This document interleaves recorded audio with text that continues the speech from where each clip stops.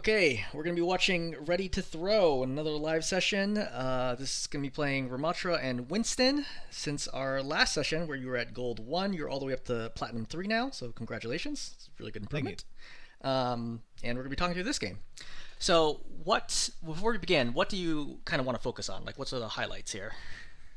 Um, so after our last session, I did start playing some Ram, and it kind of helped me climb in situations where I was just hard forcing Winston. Mm-hmm. And but this was like my first time on Ram having to deal with a Mei that was just going after me. So I was kind of trying to learn on the fly and like take space, but not take too much space where she would have a good angle with her wall. Because I realized she was just gonna do that every time. Yep. So you kind of see, like I kind of play cautious. So I'm trying to like keep an eye on where the Mei is, and she's kind of like my priority. But she gives me a lot of trouble. I think she like blizzards me like 3 or 4 times, a bunch of times the whole game. So I need to kind of like some discussion on that, like how much, like how do I take space and like enable my team to fight, but be careful with dealing with a good Mei, because I feel like she played decent. Yeah. And then also like we just get demolished in overtime. I thought we were like, okay, we can win this game. And I turn around and my whole team was just dead. And I'm like, is this something because of me? Did I not hold space? Or like, what should I have done here?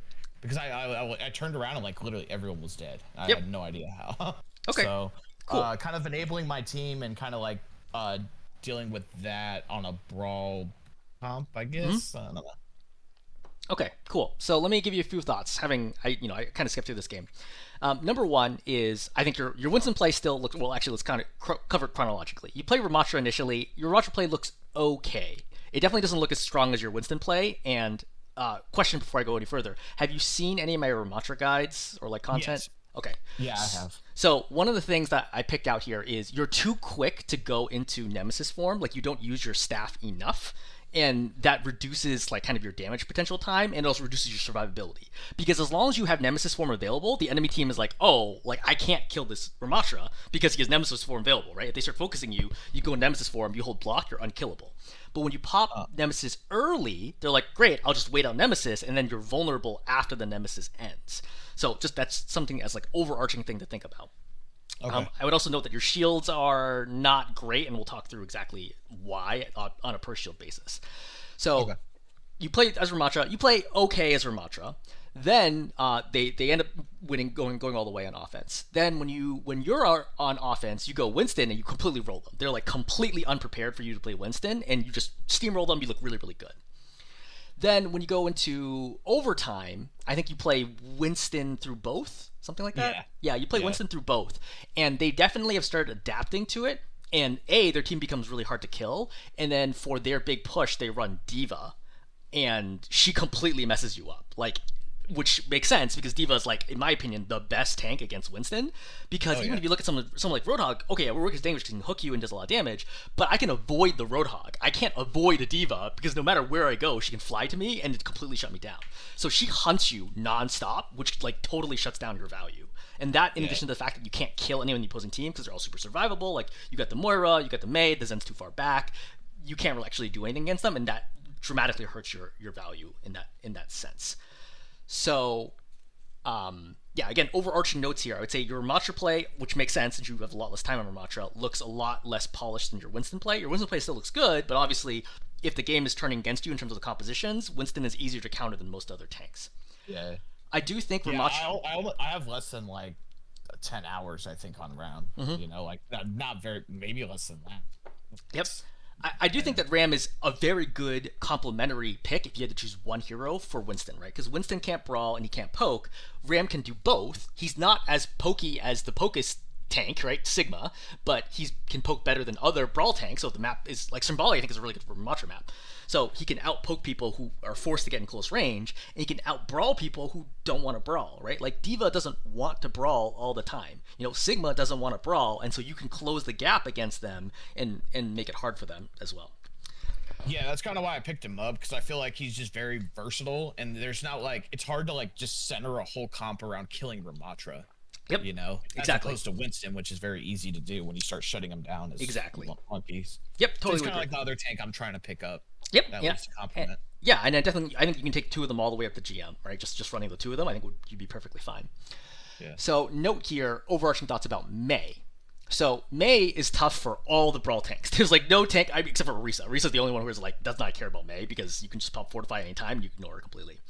So Mei is just really, really tough for all of the brawly tanks, right? Like Junker Queen struggles against her, Reinhardt struggles against her, Zarya struggles against her. Like they all have their problems with Mei because of the combination of wall and blizzard and slow and the fact that you can't, like a lot of the brawl tanks rely on being able to kill someone like here and now once I close the distance, and Mei can just be like, I won't let you kill me because I'm gonna do ice block, and then you're stuck there. You're like, oh wait, this is my timing window, and now I can't kill you. And like you're sitting there like Nemesis up, and she's not gonna die because she's an ice block. You're like, well, this sucks, and then you die. I would say a couple notes here. The biggest thing overall is don't let the Mei get closer to you when she has Ice Block available, right? If the Mei gets up to you with Ice Block available, she's going to wall behind you, do a lot of damage to you, then she's going to block, then she's going to come out of block, and then you're going to die, right? Yeah. So for Mei, she's kind of like priority number one to attack because Mei's weakness is the fact that she's a very, very, I don't know how to describe it, a very fat hero, right? She's got a very wide hitbox compared to most other DPS heroes. She's not like thin like a Sojourner or a Widow, so it makes it relatively easy to hit her, like with something like Rammatra's staff. A. B, she has no mobility, so she can't quickly close the gap to you. It's not like you never get surprised by a Mei, right? Like you see her coming slowly. And she doesn't actually do that much damage. She's one of the lowest damage DPS heroes in the game. I think she actually is the lowest damage DPS hero in the game. So my strategy against Mei is I'm constantly poking the Mei out every opportunity I get to try to burn Ice Block before she gets up close. If I can do that, she's killable. If I can't, then I'm in trouble and I probably need to back up. So primary thing is Rammatra, like my idea is like, look, I'm constantly going to focus the Mei because she's probably going to try to frontline. She's going to try to walk in front of her tank to get closer, to slow you, to wall you, whatever it ends up being. I'm constantly burning her down because I can consistently hit her with my staff. I don't really want to pop Nemesis form against her unless I know her block is down. Because again, she can just wait out the Nemesis form, like most of the Nemesis form with block, and when she comes out of block, she'll be full health, and then I'm like, okay, well this is silly, and now I'm going to die because I'm going to not have Nemesis form when it comes out, and she picks me off. Against Blizzard specifically, there's not a lot that you can do about it. The short answer is, again, poke her out. Yeah. Well, I mean, but we're thinking about things you can control, right? Poke her out to force her to throw the Blizzard from farther away. If she's right next to you, she's going to throw the Blizzard straight down. It'll instantly go off. But if she's like 30 meters away from you, she has to throw it a lot further. It might be off target, and you have more time to run away from the epicenter of it. So that gives you time to potentially get out of it or to turn away from it, right? Turn away from them and like point your head down so you can't get headshot, and then you might be able to survive. But you cannot let the Mei close the distance with you or your team, or you're going to lose. And every single Mei is going to want to do that, right? They want to get closer before they throw the ulti. They don't want to be chucking the ulti really far away because then people will scatter. So again, poking the Mei down is really important. The other thing to think about is if you have the opportunity to throw shield up, that's really helpful. So if I stay in staff form, right? I poke. Okay, she runs forward, throws Blizzard, and blocks. Nothing I can do to stop that. I throw shield up for myself, turn away, pop Nemesis, look down. Right? Okay. And now they need to burn through the shield, or they need to go around the shield, and I'm in Nemesis form, so it's unlikely they can burn me down fast enough. Does that make sense? Okay. So you're going to see some of the times where you get picked off with Blizzard, it's because you don't have shield, or you don't have Nemesis, or your Nemesis is like expiring, or you're just like totally cut off from your team. So like that's a bunch of things, right? And also holding space against her is important. If you're clumped with your supports, you're all going to get frozen. But if she solo Blizzards you, you'll almost never die, right? Unless you're going to lose the fight anyway, because your supports will keep you alive typically in that situation. Make sense? Yeah. Okay, so let's start walking through the game. So start up here. Good, perfectly normal. Skipping forward. You see the Tracer, poke her out. Okay, great. Yep. So, what are you thinking right now?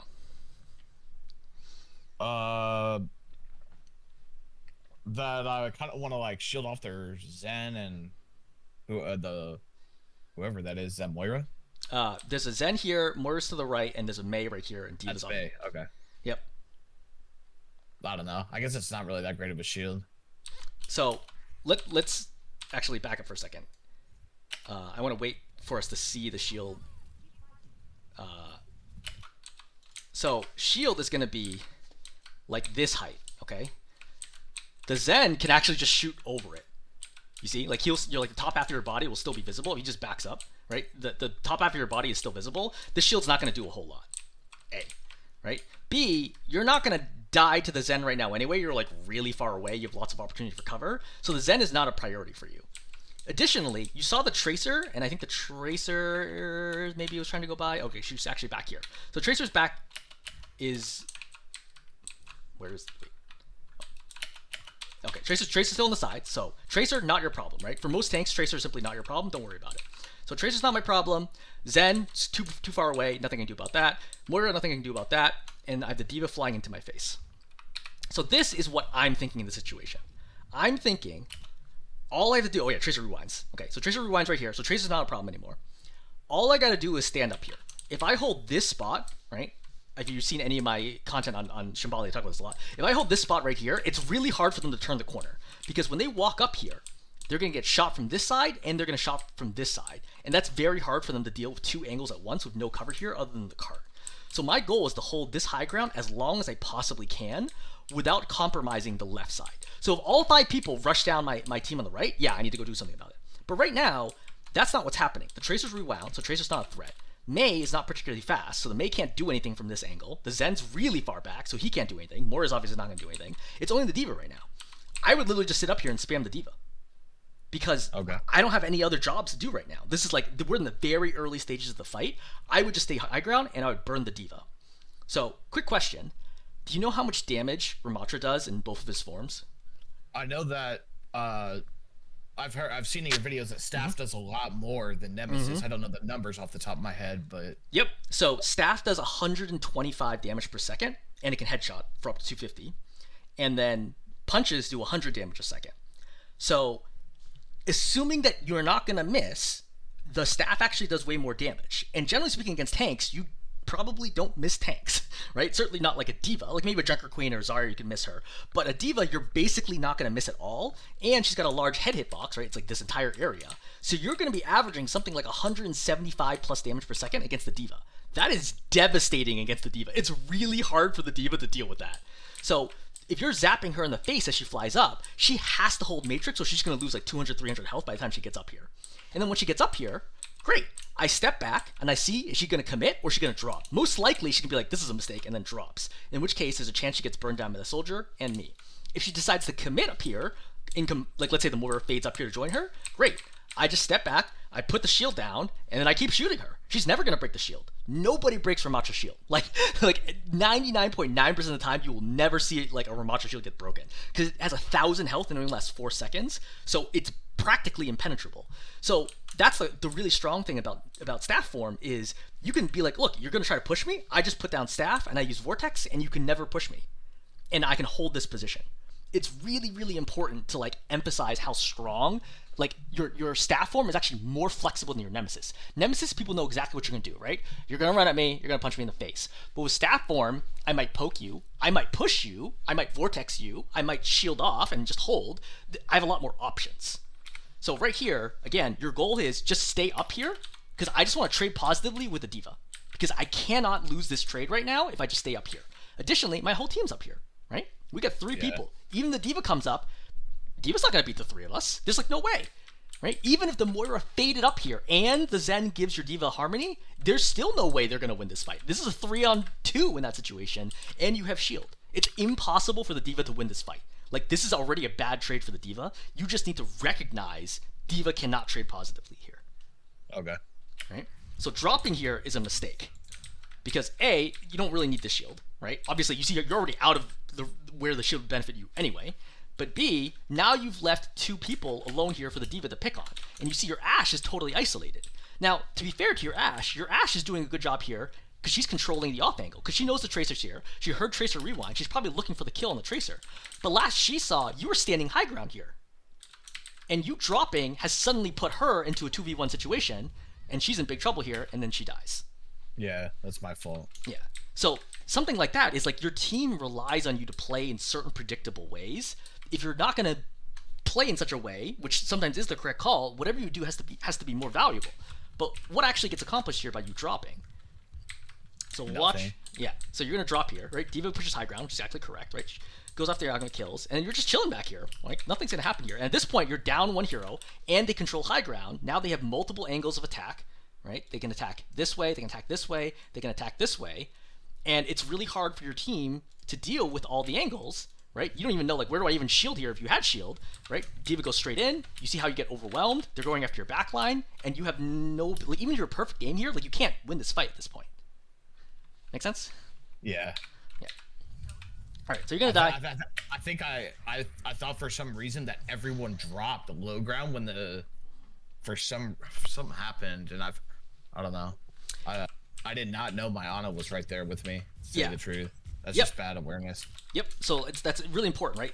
Before fights begin, right? At the beginning, before gates open, I'll always look around and be like, okay, who's up here? And this comes with time and experience and that game sense of the game, right? Where do I expect people to be playing? If I see an Ashe playing up here when you rotate, because you can hear it too, right? Like, I saw the Ashe up here, I heard the Ana, right? You hear the grenade go off right now. I know my team's with me. I could look right here real quick and be like, okay, what's going on? All right, now I go over here and I poke, and I would expect these two to stay here because I don't think they're going to get pushed out by a solo Tracer. Unless there's more than the Tracer, I think the three of us can hold this for longer. I higher rank play, people will typically hold here for a good while, and then they will retreat back into the building here and in the gate when needed, or they'll just die here and then regroup for the next fight. Okay. Yeah. But yeah, you definitely abandoned high ground too quickly here, and then things go awry. All right, we're coming back to the fight. So, thinking about this space right here. So, the goal of the offense team here is offense team is going to want to attack through this door, this way, and this way, right? So they're trying to do all these different angles to attack. This angle is honestly the worst angle and almost never gets anything done. You're not going to typically see picks happen in this spot because it's just it's very predictable, right? They see your team whole season team is coming and it's fine. It's people who get onto this angle or these angles that start pressuring your back line, and then they have to fall back or they die. So my perspective here is, well, what do I need to do? I need to block this off, and then I usually need to block off this side or this side, right? So definitely this, and then I have option number 1 or option number 2, depending on what they do. If the offensive team messes up and they only attack 2 ways, great. I can often block basically both doorways in that situation, like with the space creation, right? Or if they full commit into this, I can block that off, and they're probably never going to get through me. But if they do all 3, that's where your DPS or support need to control one of the other angles, or else you're going to lose. So dropping here is the correct call. Like, you got to come down here, and you got to control this corner, and then decide, hey, do I control this side, or do I control this side, depending on how the fight plays out. Just giving you an overall kind of view as to how I see this point. Okay. All right, so we're going to drop, which I think is the right call. Actually, I want to check numbers here. 1, 2, 3, 4, 5. Okay, so all 5 people are here. Yep. So Zen here, I recognize, look, the Zen's probably kind of overextended. I can see the cart, right? If I see the cart, I know there's always one hero that's going to be on the cart, which means if I take fights early, I can get numbers advantage because one of them is not going to be there. So I would clock in my mind, Zen's to the right. If the Zen is here, he only has 2 options to attack. One, he's going to come up here and start fighting from one of these doorways, maybe hop out this way, or he's going to go all the way here, all the way out here, and out this way. There's almost no way that a Zen is going to take that long rotation, right? He doesn't want to spend 10 seconds doing absolutely nothing.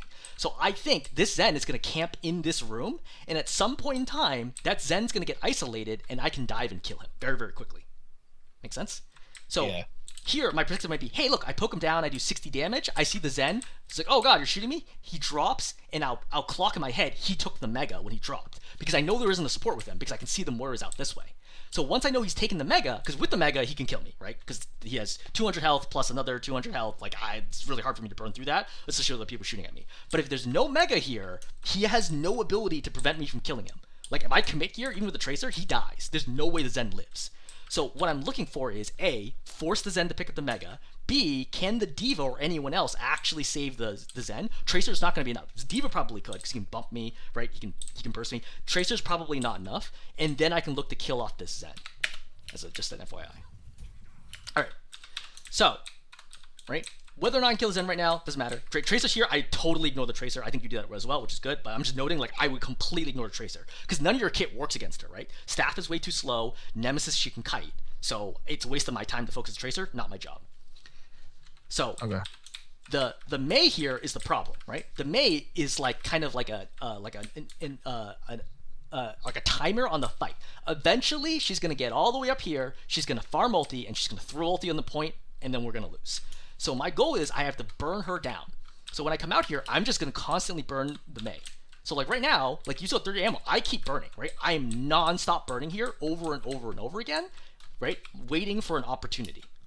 So Zen right here, yeah, I mean, like, I don't really think that I can get the Zen right now, which is fine, right? Grenade goes off. So I don't want to force this fight right now because the Mei's probably going to have all cooldowns. I don't think I've seen her use anything. Well, she walled behind me. Great. So I hear wall. That's fine. I don't think Vortex makes sense right now because I'm not expecting to kill her. But it's also not terrible, right? For staff, okay, great. Block is forced now. So after block, she is killable by me, and I'm clocking that as well, but I have to take a second to look, okay, what's going on here? Oh, Diva's here? I can burn the Diva. Nobody else is vulnerable, so I probably just burn the Diva right now while I get ready for the Mei. But one thing to note is, before you go into Nemesis, you almost always want to throw shield first, because the cooldowns for shield and Nemesis basically overlap each other. Depending on how soon after you throw shield, how soon after shield you activate Nemesis depends on how much cooldown's left. It's going to be somewhere between 0 to 2 seconds on a regular basis. So even here, where I'm like, I may not need the shield, I'll turn here and I'll shield off for my team and then pop Nemesis and go in, just to give my team extra cover on a point that has no cover here whatsoever, so they can play around it. So this is the example of like a good practice you got to be doing regularly is throw the shield out right now if you're thinking to pop Nemesis at this moment in time. But you're kind of doing nothing right now. I think you kind of lose track of the situation, right? Yeah. Right here. Like, you still got 77 ammo. The Diva's right behind you. We can hear her shooting, right? Then you pop Nemesis. Then you punch nothing. Now you're finally punching her. We didn't throw shield out. But this is actually not so great of a trade. Diva does 145 damage with guns alone. And she can headshot. But headshotting is, like, not reliable unless she's, like, point blank because there's so much spread. But, like, 150 damage per second, let's just average it out. I only do 100 damage a second, so she's winning the trade every second, and she can activate missiles and go up to 215 damage a second, which is over double my damage. So, like, you know, if I'm being healed, yeah, I'm not saying don't punch her, but I'm saying, like, do I have a better option right now? Because this is not a great situation for me. I feel like the Nemesis, if you're going to pop Nemesis here, I would have wanted to pop Nemesis over here, right? I would, like, shield off here, or alternatively shield off here, right? And then pop Nemesis and then chase into this room and try to kill everyone, which is entirely possible, right? I'm getting multi-hits here, which is really, really hard for them to deal with. There's a very good chance I kill them or force them out of this room. So that's what I think you should have been focusing your time on versus trying to go after the Diva. Because right now going after Diva, okay. Diva just flies back, right? Now we punch. Quick note here is that if you are going to do this, in order to expose yourself as little as possible, slide out, punch, go back in. Slide out, punch, go back in. And that dramatically reduces like automatic fire damage to you because you have like a semi-automatic weapon, right? Like Guido calls it like a shotgun, right? Like a pump action shotgun. So you want to come out, shot, cover, shot, cover, shot, cover, like that to reduce damage that you take. All right, so we're punching now, and then now that my Nemesis is over, I am now in danger, right? Because I have 7 seconds until I can pop the next Nemesis. I do have shield here, but if they farm anything right now that can dive me or they pop ulti, that is a possibility for me to be in trouble. At this moment in time, you're not actually in danger, but I'm just noting, like right now, in general, I feel unsafe with people very, very close to me without Nemesis. How do you feel about that shield? I don't know. I don't think it's bad. Okay. What are the rules for... You ever hear me talk about the rules for shields? I don't... Well, I know when you say it, they're too close. Yep. You've mentioned that, like, hey, you can put your shield a lot further forwards and take space, but I don't think I can take any space here. Yep. Really. So, to review, when I say shields, for Rammatra shields, the rule is, if the enemy team walks through it, then it was too far forwards. If I walk through it, then it's too close to me, right? So you're looking for something in the middle. But there's another kind of hidden corollary here, which is, did I even need this shield? Right? I'm already next to hard cover right here. I'm also next to hard cover on this side. I don't think you need shield at all. You're basically full health. You have 2 supports here able to help you out. I don't think you need the shield. You're in no danger of dying here. There's no burst damage here, right? You're not going to get killed here. I think I would just like literally sit here and just save the shield, right? When you throw a shield out, that's 4 seconds where they can just wait the shield out. Right? Like, look how little damage you're going to take here. And granted, like, shield is up, but, like, who could have shot you? The Mei? The Diva's not even looking at you right now. She's, like, looking to the side, and she's trying to stay alive. So, this shield gives you almost no value, and your shield has a crazy long cooldown. So, not having shield is going to hurt you when you might need it later on. Okay. Right? As a general rule, if you're next to hard cover, you generally don't need to throw your shield. Right? Okay. Use the shield when you're trying to take space or cut off people who are pushing. So you go Zen. I think this is good, right? Rotating to the left side. So now we see, hey, look, they're not like this push, as I mentioned, right? When we talked about the general theory of this point, they try to push this way, and if this is the only way they are pushing, this doesn't work, which is what we just saw, right? All 5 of them clumped up here, and they could not make it. And now you see they're going to rotate out because they realize they have no way of actually capturing this point by stacking here. And so now they started to control the off angle. So this is where things are going to get complicated for you, because now you have to make more difficult reads, right? So you see the diva out here. I would note that I would hear the Mei out here.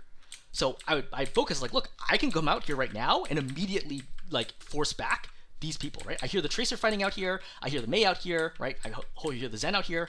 I don't have to worry about the diva. She's really far away and she's low, right? I'm not going to demech her either, right? At any moment in time, she can matrix, she can fly over the wall. I'm not going to demech her. So I want to go out this way and I want to double team, triple team, whatever, the heroes out on the left flank. So that's where your time should be right now, is focusing on these vulnerable heroes out here. Diva's not vulnerable. Moira is not vulnerable. Zen, obviously super low, but you wouldn't know that. But Mei, right, Tracer, these heroes actually out here can die. So that's what you need to be spending your time on. So Soldier kills Zen. Mei kills Sojourn, right, because the Sojourn's going to get double teamed out here. Right, and she gets popped in the head here probably. Yeah, she gets popped in the head. And you're just out here poking this diva, but again, the diva's not really doing anything right now. So that was an opportunity for you to come over here and try to help out the flank. So now you've lost one, but you've traded. So 1 for 1. So now the Mei walks forward. Matrix is up. Okay, fine. So I'm looking here is, hey, how can I keep burning down the Mei? So I want to save ammo because the diva's matrixing, right? After diva finishes matrix, she's a 1 second cooldown. So I'll just stop shooting for a second and just wait, right? I'll shield off right here. Probably right here. And then use the shield to start burning the Mei down. I want to use the staff here as opposed to Nemesis, because the staff does more damage, right? And Mei is a really big target. She's got a relatively large, head hitbox here. So I just want to burn a line in this area, trying to burn her down, because I need to force the block out, or else she's never going to die. So this shield doesn't do a whole lot. You see the diva can like immediately walk through this if she wants to, but she's looking up. Oh, she's shooting the Mercy. But you see, no one's actually behind the shield, right? Like, they can immediately do whatever they want to do without the shield. The shield's not actually stopping them from doing anything. But block gets popped. This is a great example where, why did we pop Nemesis at this moment in time, right? I still don't pop Nemesis because I have nothing to do. You know what I mean? Like, the Mei's blocked. I don't have any other targets in range. I don't want to pop Nemesis to go chase after the diva. So I can stay here in staff form, right? And then be like, okay, cool. Like, how's this gonna play out? Let's say I wasn't tracking Mei ulti, right? If I tracked Mei ulti, I don't want to be playing on this side, like outside, because I'm very close to ultimate. So I can play off the Mei ultimate, farm ultimate, and then pop it myself to survive, even without supports out here. But let's forget for a second that I had no idea the Mei ulti was coming. Mei ulti comes right now, right? She pops it. So I look, okay, where did she pop it? Because I can probably hear it. I remember I'd still be in staff form right now. Staff form goes, or ulti goes off. I shield this way. I shield this way, I look this way, I turn, and I pop Nemesis. And I can virtually guarantee I would survive. There's like no way they could kill me in this situation, because they have to go around the shield to even start damaging me. I'm also in Nemesis form, turned away from them, so they can't get headshot benefits from me, and my supports are not in the ulti, right? The Ana alone could keep you alive here. Yeah. Does that make sense? Yeah. And this is what I mean by you're going into like Nemesis form like too early right now. Like if you were like, hey, somebody got low enough, like you got somebody down to like one-shot range, and you pop Nemesis and to burst kill them, fine, right? But like there's nothing here. I think you're just feeling like pressure from people close to you, but you're at 315 health right now. Like you're not actually in any danger. Okay, 290, you're still fine. You're totally fine. And you had shield, or you should have had shield, to put shield down and keep yourself alive as well. So this Nemesis is too early, but once you're Nemesis, your options are very limited, and then you get frozen out here. I would note here is that you might still have survived if you managed to get out here and turn away, but probably not. I don't think the Ana could have saved you. Yeah. All right. That was first fight. Questions about that? No. All right. So we're coming out here, poking down. I think this is the right call, right? Okay, Diva gets demac'd. I would note that if you are going to throw this, I would throw it deeper, obviously, right? I think it's very common for Rams, I think, to throw it too short. I think you generally want to throw it farther than you want, than you generally expect. to make sure she's trapped. Like if you throw her over here, she guarantees to die, but she's gonna die either way. That's fine. I honestly don't even know that we're throwing it because she's gonna die here no matter what. This D.Va's like horribly overextended, right? Like even without Vortex, how could she possibly live here? And I don't necessarily want to speed up her death because I want to stagger her, so I could save Vortex. Okay. You're gonna get low here from the Mei shooting you in the back. One option would have been to shield off right now, as you do take a considerable amount of damage right now. But it's good that you didn't die. I think it's worth it to pop Nemesis to not die, obviously. I would probably go over here and confirm that the Mei actually dropped. Because I don't want the Mei to stand up here. I want to force the Mei down. And I have time here, right? I'm waiting for my team, because I know there's one person missing. So I would go over here, force the Mei down, and then come back and take the corner. How do you feel about that shield? Well, like you said, they can shoot me over it, but I want to walk up on them because I know they don't have a tank. Yep. But I mean, I guess I don't want to do it too fast because this is a good spot for the Mei to wall me. Correct, right? So maybe I should have just hung on to it a little longer. Exactly, right? So that's a common theme, is you're just throwing the shield out way too early, right? This Moira is not looking at you, obviously, right? This Mei is not looking at you, and this is the Tracer, right, who ignores the shield anyway, right? Anytime she wants to, she can blink past it and shoot you.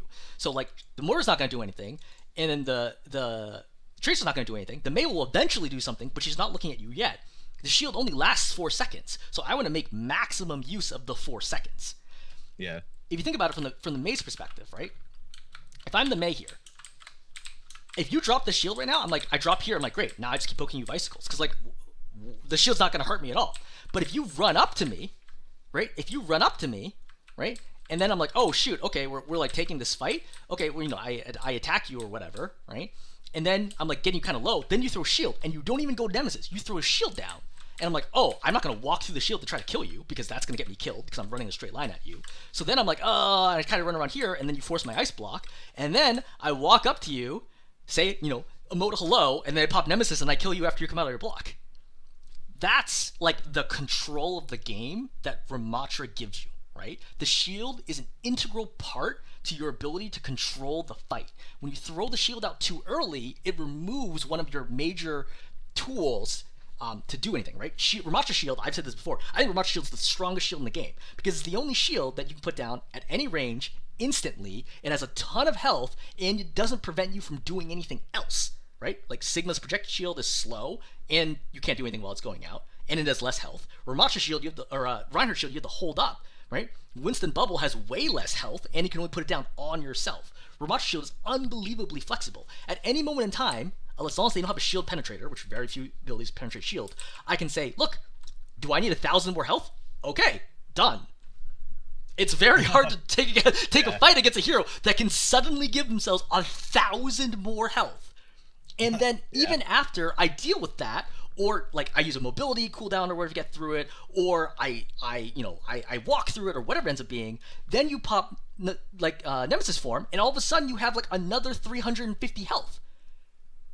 So like if you watch like some of my Rammatra guide, like you'll see that like people will try to take fights with me, and they're completely helpless at killing me because in between shield, Nemesis form, and block, you just make yourself unkillable as long as you use the abilities intelligently. Right? Throwing shield out like this is way too early. See? Nobody's using it. Like, nobody's attacking it. No one's trying to attack you. It's not a big deal. Tracer's here. I think poking there is fine. I think pushing right now with no tank is a good idea, right? Obviously, poke them out. This is a great example for Vortex. Right? They're all clearly in retreat mode, right? Because you've killed two, right? The tank is dead, the Tracer's dead. These two have to be retreating. I throw the Vortex here. And the Mei sees this Vortex is like, oh, I'm not going to step in that. And the Mei stays out here, which guarantees her death. Right? The only way she can possibly survive is if she books it. But if I throw Vortex here, the Moira's going to fade out and leave the Mei, right? Or if she fades in, she's going to die anyway. And the Mei's not going to walk through like a 20-meter wide Vortex. So she's going to stay here. I go up, force Ice Block, right? Comes out Ice Block, and I kill her. But this is the Vortex you got to throw. Right? Vortex way too late, and you see that you don't land on the Mei, right? Moira's faded, and now you're super low. And now you pop Nemesis. But again, great example of like, look, just shield. You could shield right here if you want to. The Mei is not going to walk up here, jump through the shield, and try to kill you, right?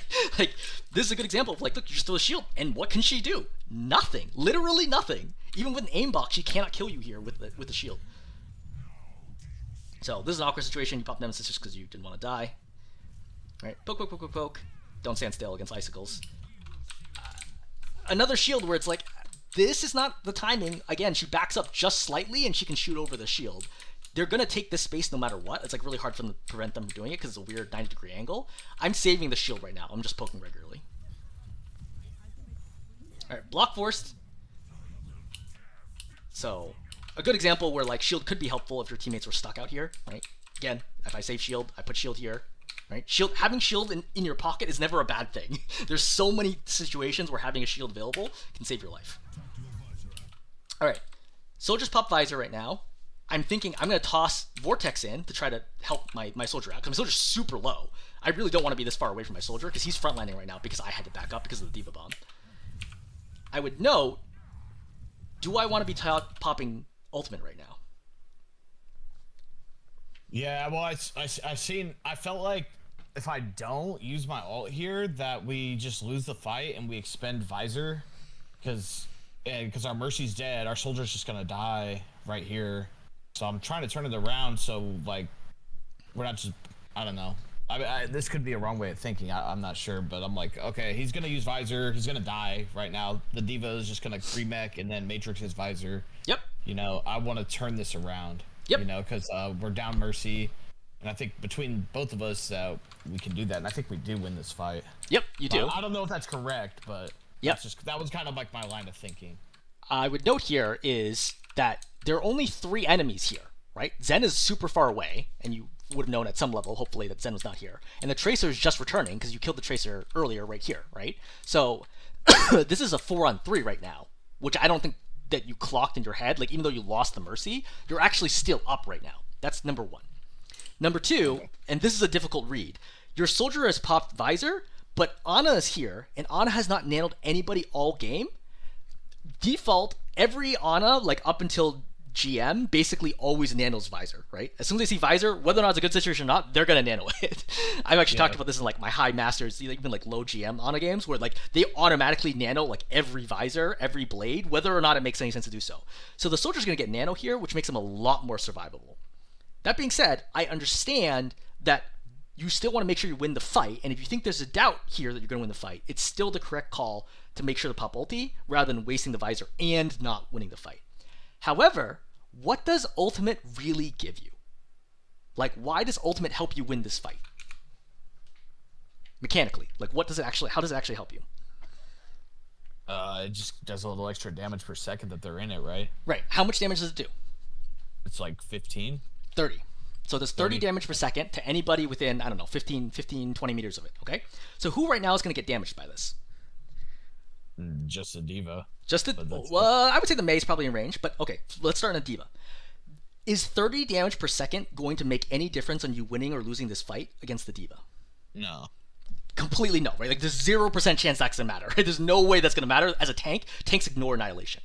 Is 30 damage a second going to matter against the Mei? Not if she has Icicle. You mean Ice Block? Yeah, Ice Block. I mean, she does have Ice Block, but Mei has 250 health. So 30 damage a second is not that much against the Mei, right? That's over 8 seconds of Annihilation for that to do something. And she can wall you off, right? So it is very unlikely that for the tank, it's useless. Against the Mei, some value, but pretty minor, right? So the Moira here is going to be too far away, right? Either, like, even if this is in range, she can immediately step here and she's not going to be hit by it. So then I still need to run all the way down here and chase them down and go punch with the Annihilation. The reason why I mentioned this is you're already in Nemesis form. And that's something I think that people mistake about Annihilation. Annihilation does so little damage. Like, really, really low amounts of damage. And the benefit of Annihilation is not just the fact that it does 30 damage a second to everyone around you. The benefit of Annihilation is that it gives you another Nemesis form. Because remember how we talked earlier about why it's hard to kill Rammatra, okay? If I'm staff form Rammatra and you try to kill me, first I Vortex you to make it really hard for you to even get an angle to kill me or focus me down. Okay, you get past that. Now you're trying to kill me. All right, you get me sort of low. Now I pop shield. All right, fine. You get past the shield. All right, now you're trying to kill me. Now I pop Nemesis form. All right, fine. Now I'm going to try to kill you through Nemesis form. Okay, I got you maybe half health. Great, now you're blocking. Okay, sure, that reduces damage by 75%, but like, I'm going to kill you. Eventually, I'll kill you. All right, now you got through Nemesis form. Okay, maybe I even have shield right now, depending on the timing. Right? Now I put shield down again and vortex, and you're like, okay, this is super frustrating, but fine, I'm going to push you very quickly through the shield because I'm fast, I'm divey, whatever. I'm going to push you quickly, so even the shield's not going to do anything. Now I pop Annihilation. And now what do? Right? There's like no way. Like when you stagger the cooldowns like that, it is unbelievably difficult to kill Rammatra. And that's where Annihilation, honestly, like, Annihilation's already a pretty good ultimate, even if it didn't give you the damage drain, even if all it gave you was another Nemesis form, that's already insanely powerful. Because at any moment in time, because everyone's tracking your cooldowns, right? They're like, okay, do you have Nemesis form? Do you have your shield? Etc., etc. But having a sudden second Nemesis form is crazy strong, because it suddenly gives you like 350 more health, and it gives you, punchy, consistent damage. And that screws people up very, very, very badly. If you're already in Nemesis form and you pop it because you're low, how much more health does it give you? It gives you the standard armor bonus, which I think is 225. 225, okay. 250. And it'll all be armor. So if you're at like 200 white health in Nemesis form, it'll give you 200 armor? Is that how it works? Correct. It's going to give you 225 armor, basically. As long as you're missing 225 from the end, it's going to give it to you. Right? Okay. And remember that armor is actually 40% more valuable because of the damage reduction. So 225 is actually about 300 effective health, which again is so surprising for people when they're trying, because everyone's gonna make decisions, right? Like if a soldier's fighting you, he gets you low, he's like, oh, I think I can burn this out your remainder, and you pop Nemesis form suddenly, he's like, oh shoot, I screwed up. That's what you're trying to exploit. And that's one of the biggest ways you're going to climb quickly, is other people will not have the read of the game. They will think that you are killable when you are not. If you watch my latest video I posted on Rammatra versus Doomfist, because that was something I knew I was missing. I saw that. There's a lot of scenarios where like the enemy team thinks they can kill me, and I'm like, I'm unkillable right now. But only one of us knows that, right? Like they think that when that Widow tried to kill me, the Widow's like, I got this. And I'm like, it's literally, even if an aimbot, it is literally impossible for you to kill me right now. In fact, you have doomed yourself by trying to stay in this fight with me. So, for Annihilation, as a general rule, I would avoid popping Annihilation while you still have Nemesis form available. Because probably 2/3 of the value of Annihilation comes from having another Nemesis form. And now, like if you're in the middle of 5 people, like a bunch of squishy heroes, yeah, that's fine, I get it. But right now, the tank is the primary one who's going to eat all the Annihilation damage, which is trivial. The Mei has the ability to easily get around this or wall me off. So I think at higher ranks, if the Mei sees you pop Annihilation, she immediately walls you off. And then you're going to spend 3-4 seconds punching through, and then finally get out here, and then all your teammates are dead. Make sense? Yeah. So, a bunch of factors come together here where I would not pop Annihilation here, even if I thought there's a chance of winning the fight, just because I don't think Annihilation will make the difference here if the soldier dies. You know what I mean? Like, if the soldier doesn't get nano here, yeah, he's going to die here for sure. But, like, I don't know that Annihilation's going to be able to carry this, or at a minimum, I'm going to see what I can do before I need to pop Annihilation. I'm going to run up here, and I'm going to punch this Mei as many times as I can. And the Mei's going to be like, oh, she, like, slows me a little bit, she icicles me, and then she's going to get me down to, like, 150 health, and she's like, maybe I can win this. And then I pop Annihilation. Yeah. And then she dies, right? Because then she was definitely not expecting me to suddenly reset my health again. So that's what I'm looking for is, look, if it is a scenario where I need to pop Annihilation, I want to wait until it is actually the right moment, not this early where the impact of Annihilation is so low. Okay. Alright, so we pop out here. So I would note here, remember you had 5 seconds left on Nemesis, which would have been basically that whole period, right? From right here. Okay, so let's look at the clock. 3:19. 3, 4. So Nemesis would have worn out just about right now, right about on this final punch. Yeah, so it would have even... Yeah. Exactly, right? You see, like, Annihilation did so little in this fight to actually change anything, and as a result, you've now wasted that Annihilation. Okay. Alright, Zen's flanked for some crazy reason. Just watch you kill him, or soldier, yeah. Yeah, what, soldier gets him. What the heck? Alright, so this is good, right? You gotta be farming your Annihilation back really quickly. I think this Vortex is okay. You're probably not gonna need it anytime soon. Right, D.Va in. So, this is kind of a tricky situation. So, right now, the best call here, I don't know if I would have made this call in real time, but like, I'd say at least a 50-50 shot. I would notice the D.Va dive. So if D.Va dives here, as D.Va, similar to Winston, wherever you end your boosters as D.Va is really important. And if D.Va ends her boosters in your team, right, which I would define as anywhere like right here, it means the D.Va thinks that she can win the fight from here. Otherwise, she's going to get demeched and throw the fight. So if I see the D.Va use her boosters in here to commit, I assume she thinks at minimum she's going to get a kill, which means my automatic reaction is to immediately shield off in front of her. Okay. Which would have saved your Mercy in this situation. To be fair, I'm pretty sure your Ana should have saved the Mercy here.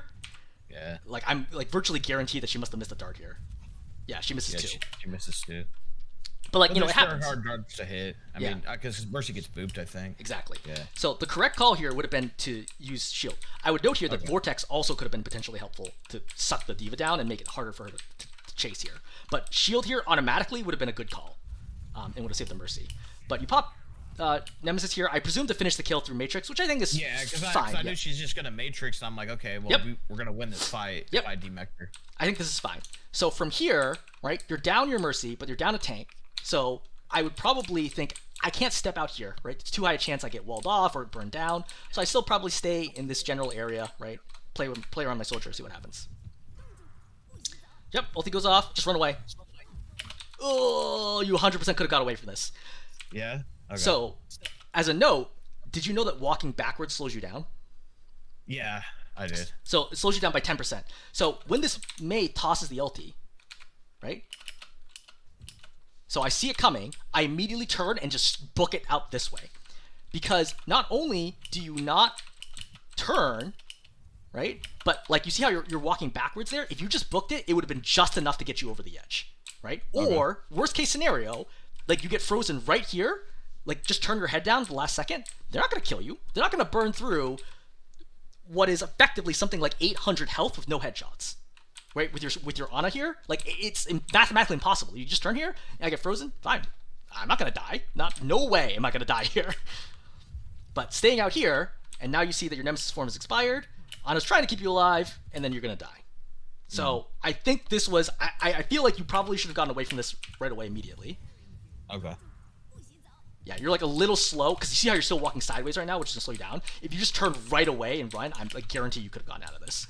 But even if you didn't get out of this, I think you would have survived if you get all the way out here, versus them being able to shoot you in the head right now, which is doing the extra damage. Alright, without you, obviously, fight's over. Do you need this shield? No. Right, same deal, right? Not a shield. I'm not worried. Like, Zen and Mei, okay, maybe, right? Just Mei, I'm not throwing that shield down. So you recognize, look, Zen's out of position right now. Like, super, super extended. I'm looking for a deep vortex over here. Because what I want to do is I want to make the Zen be like, I can't peek this anymore and leave this way. Right? I don't want the Zen to stick around. See how you're backing up right now? That's a mistake. I need to get up here and take this corner as soon as I possibly can. You have 3 heroes with you right now, 1 respawning, but like these 3 heroes should not be able to stop you. Okay? You plus 1 support should be able to push back all 3 of these heroes just by cycling your cooldowns correctly. Like, they can't actually stop you, but you're playing too slow right now. And this is going to be a problem because you're eventually going to lose this point because the card's going to get all the way up to here, and then you're forced to stand on it with like literally like less than 1 meter remaining, and then you can't leave, right? And you can't control either angle because the card is too close to capping, and that's how you ultimately lose this point. So that's why you got to get up there early to give yourself space to play with. Because if the cart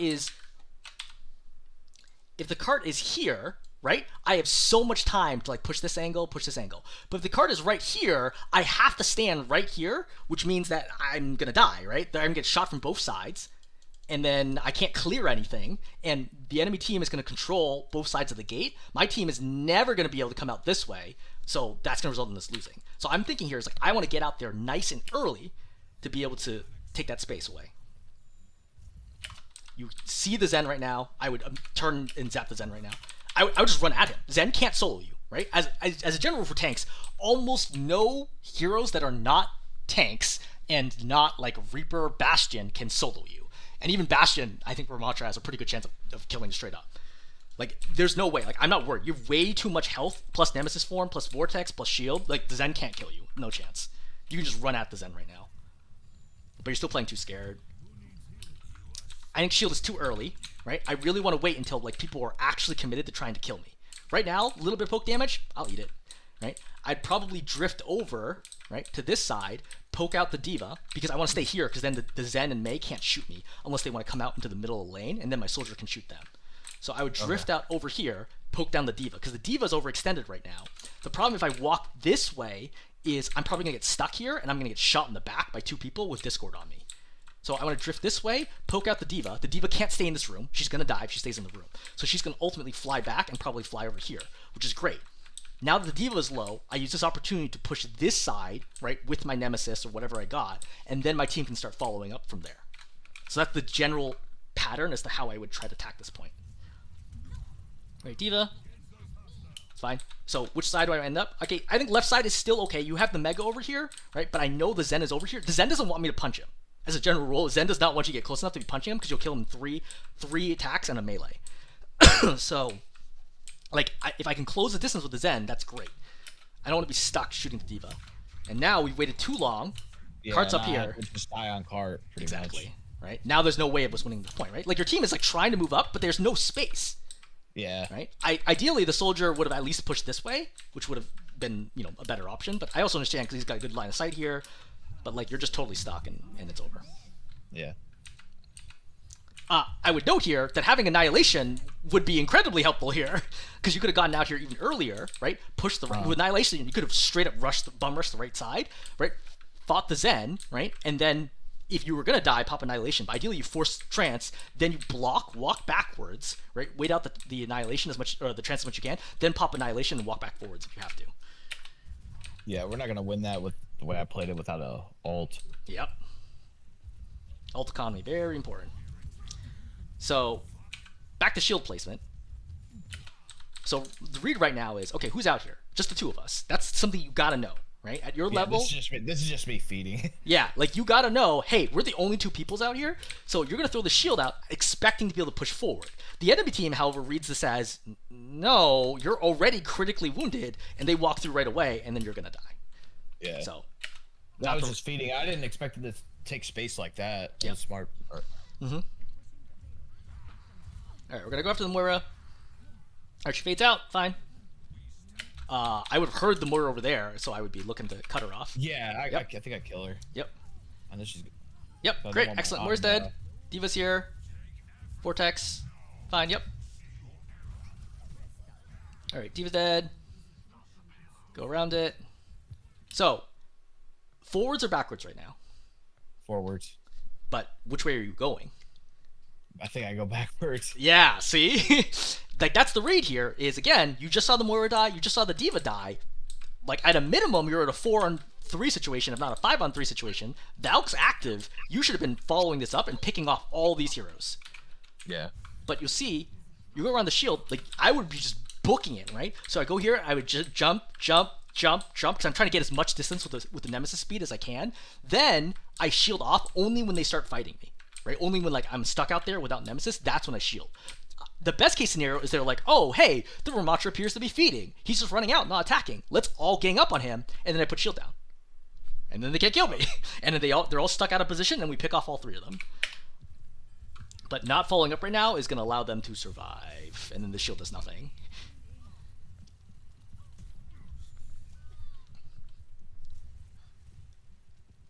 I think I was just scared of the Mei walling me. But even if she walls you, you can't die. Right? As long as you have wall, as long as you have shield, like, imagine, like, right now, if the Mei walls you, let's say she walls perfectly here somehow, and none of your team can show up for 4 seconds. If you shield, you cannot die. Okay. You know what I mean? Like, you literally cannot die if you just shield yourself off. Even if all 3 heroes are committed to you, if you just throw the close shield and you just stand still AFK, the can't kill you. Like, the Mei's never going to be able to get an angle. The Zen will never be able to get an angle as long as you put the shield close, right? So when you want to use it defensively, just put the shield extremely close to you, right? Okay. The Zen and the Zen can't possibly shoot you, right? The Zen's all the way over here. He's never getting an angle. Oh, sorry, the Zen's over here, right? The Mei isn't going to be able to get an angle. The Tracer could theoretically double blink and try to shoot you here, but, like, that's not going to kill you fast enough, right? She'd have to fire 3 clips to kill you. So there's no chance of you dying in this situation. And that's kind of the read that, like, an advanced read you want is like, look, I have all the momentum, I have all the advantage here. Push, push, push, push. Catch out the Zen or the Mei who don't have mobility. Probably it's going to be the Mei because the Zen has access to the Mega and a better escape route. But if I throw Vortex here, the Mei's not going to live. She's going to get halfway into it, then she's going to ice block. I'm going to use that opportunity to walk up here, and then I pop Nemesis and I kill her. Okay. See, you're still playing slow. You see how, like, you're like, oh, like, you're coming out here, you go after the Tracer, and then right now you're stepping back, but I'm not stepping back. I'm committing, right? I just even run past the Tracer and I Vortex the Mei, because I can't consistently kill the Tracer anyway. Like, I don't know what her blink situation is, depending on if I'm tracking her or not, but the Mei I know I can kill, right? If I Vortex here, the Mei dies no matter what. There's nothing that can possibly save her as long as I chase after the Mei. Zen unfortunately gets a pick, so now I would back up, right? Because now the teams are grouped and we've lost one. So the fight here, ideally you'd be able to back up from here and play this angle. But the problem is now you're like out here. It's very unusual for the Zen to die right now, and I need to control this space. The issue here is I can hear a lot of heroes to the left. I have to clear left side or I will die. Yeah. Because these guys are going to go out this way and they're going to push, and these guys are going to push, and then where do I stand? So I want to push this angle as soon as I possibly can before the D.Va is ready to do anything. This shield not helping me right now. Like, what is this shield blocking? The long distance D.Va who does like 10 damage at this range? The Moira Leech? Like, this shield's not doing anything. But if I push this side, they try to fight me. Great, I'll shield it off, no problem. And ideally, I think your Mercy's probably looking for the res here on the Tracer. I don't know where the Tracer died. Yeah, Tracer died right here. So your Mercy's even looking for the res. I'm pretty sure. Yeah, see? She's looking for it right now. If you push this and you push the Mei back, I guarantee you she gets this res and you go back to a 5-on-5 situation. So this is a double miss here. Yeah. It's an okay Vortex. Did the Moira actually use Fade? She did use Fade. So yeah. Now you want to aim at the Moira. Wait. I thought this whole plan was to go for the Moira. It looks like you're vortexing the Moira, so I'm surprised you don't kill her, because you can see her health right now, right? Because you damaged her. You for sure know that the Moira is not full health. So this is an easy double hit, and she dies. So that's a big miss. Yeah. Now you have to use Nemesis, and now you just give all the space, right? Like, what was the point? So that's unfortunate. Now D.Va pushes on the high ground, and then she's going to kill the soldier. At this point, you don't really have tools anymore to stop this, right? Because you're super low. Ideally, you come up here and throw the shield right away, but there's no real reason the soldier should die this quickly right here. It's because he breaks LOS on both supports. Shield's too early. Again, Mei's not actually looking at you. The Moira's not going to do any damage to you. The Zen's not attacking you, and the D.Va's not attacking you either. Shield's too early, right? Those 4 seconds are massive. And you notice the Mei immediately walk to the shield. Sorry, I'm sick. So you're going to get a little coughing. So right, her read here is like, cool, I don't care about the shield, because she has Ice Block and she has Blizzard. And remember at the beginning of this video, I talked about how you do not want the Mei to get close to you with Ice Block and Ultimate, right? It's super, super bad. Or even just Ice Block is already really bad. And you're not doing a good job at like burning her down or picking anybody off or using her abilities, which allows the Mei to just non-stop run at you, because she's not afraid of you, right? And now Blizzard gets popped, and what the heck am I going to do now? Right? And the issue here, that's even worse, is you are probably in final fight territory. If you die right here, they probably can push this all the way. Even if you do get out and contest, it's going to be a trickle contest, like only buying a few more seconds.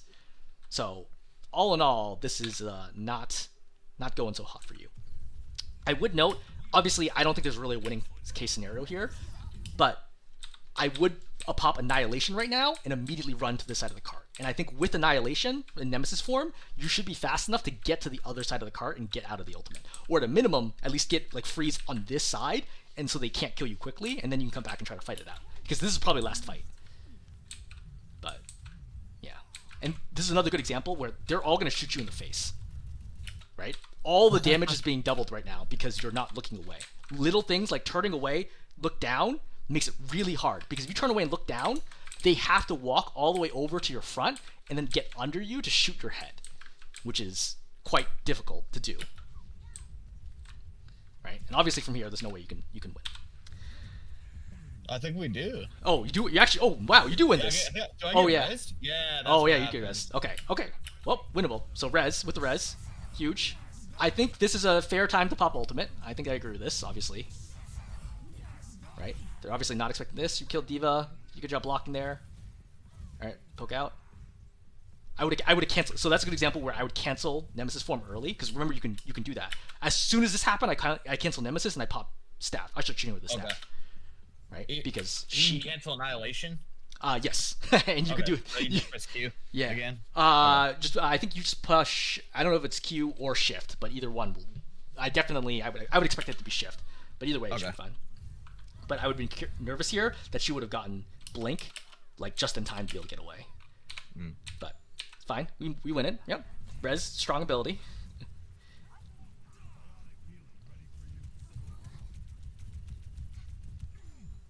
Important thing is, think about where we want to take the next fight, okay? If we have all 5 people, you can try to take it at the gate, right? Take a nice early fight. That way when you die and respawn, you get another one over here. If you take a fight here, then you pretty much are... This is probably going to be the only fight. Does that make sense? Okay. Yeah. So, again, fight over here, this can be 1, and then you get another one over here. But if you get a fight over here, this is probably only going to be 1 fight. Yeah. So, try to take the nice early fight. Do we need shield right now? No. Exactly, right? Same deal is only in the Mei. Diva's not even that close to me. I already have hard cover here. I'm not under any danger. I'm not low at all. I don't need the shield. Don't even worry about it. And do you see they walk through it right away because they're like not worried about it. And that forces this Nemesis, which I don't even know that you needed to pop Nemesis right now because you're at plenty of health. I think I thought I could kill her. True, right? But I mean, this is kind of tricky. It's like I would not expect to be able to kill her right now, and you do not. So, Vortex is trying to slow down the push. I would note is that I want to be careful to get, because I might get stuck out here after Nemesis ends without shield. Because remember that you popped Nemesis right after you threw the shield.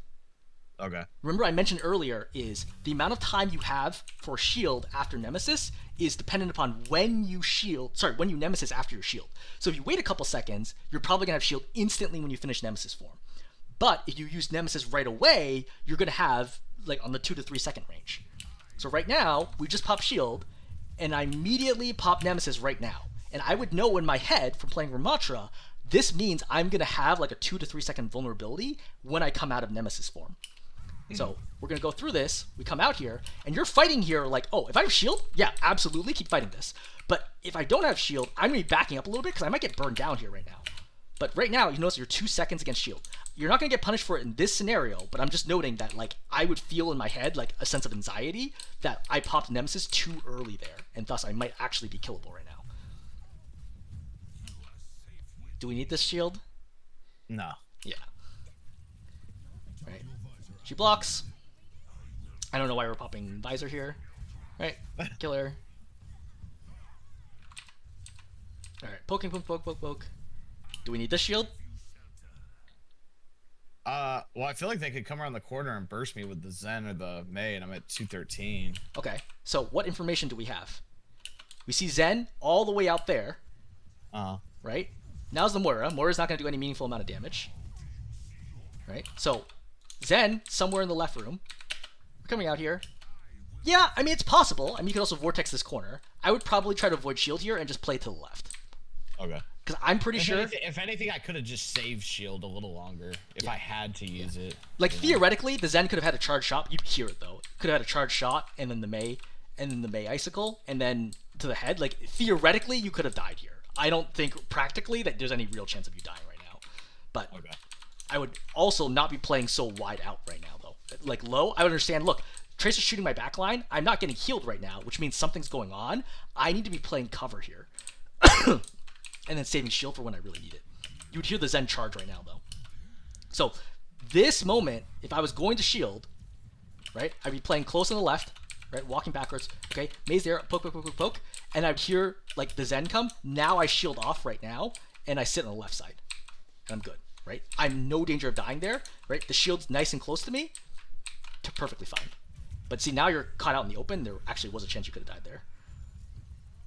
Tracer gets stuck out there. Yeah, this is... I would not be walking forwards because there's way too many enemies here. I cannot say... Like, my Tracer either gets out or she doesn't. I can't walk forwards. Even with Nemesis form, it's not going to do anything. Yeah, I play safe right now. Especially because we have spawn advantage. Like, I just... Yeah, step back, right? No mercy right now. Step back. How do you feel about this shield? Uh, I don't know. Is it bad? Well, are we? Do we have advantage right now, or are they gonna push into us, or are we pushing into them? They're gonna push into us. Right. In which case, they just walk through the shield. Right. So this shield is too far forwards, and it's not the right time.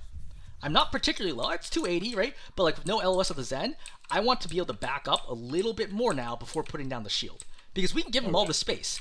The problem here is, let's think of the last point for a second.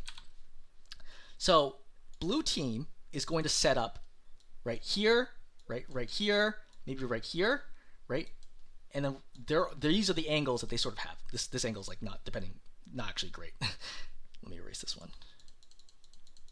So blue team has these general angles of which they're going to be attacking. Okay?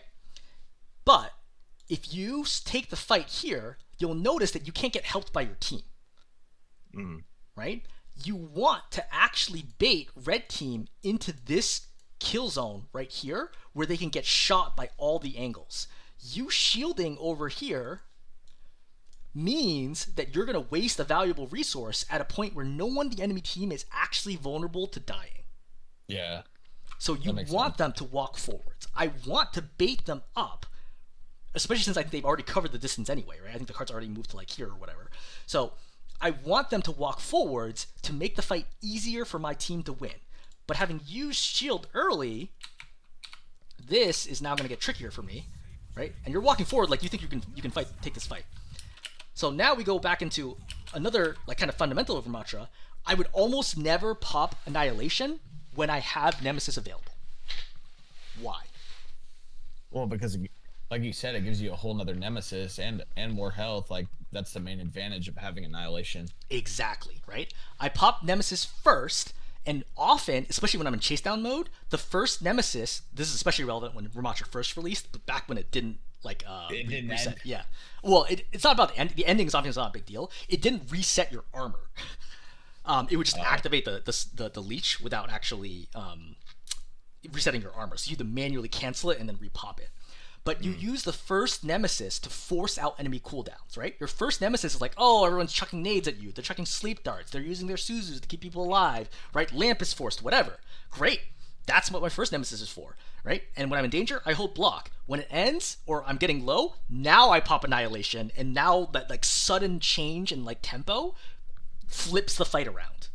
You go from you're strong when you pop Nemesis initially, then you get progressively weaker as the fight goes on. Then when you're at your weakest point, when Nemesis is ending or you get low, you pop Annihilation, and all of a sudden it's like a second wind. So popping Annihilation right now is a big mistake. Right? So you get walled off. I think I die. Yep.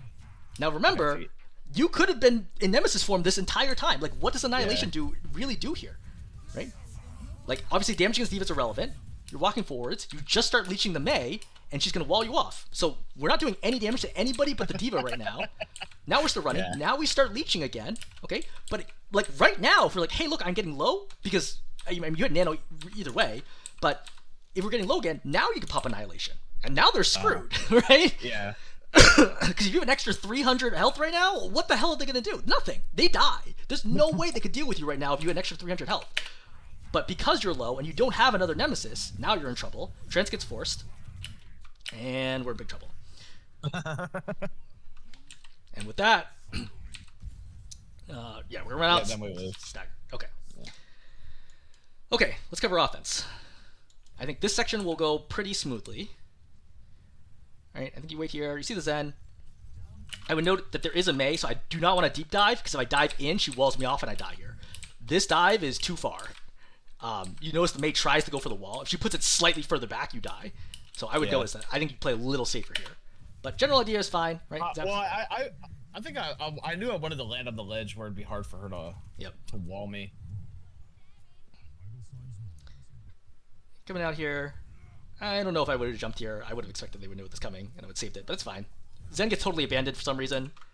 I wonder if the Sigma drop. Yeah, see? So the Sigma's going to do the exact same thing. Yeah, right? Like, which is, why would you drop here? Like, you see how useless the Sigma is to stop anything that happens here, right? The Sigma's up here. He could rock you back. He could body block you. He could do anything here. But because the Sigma drops on low ground, now he's like, now what?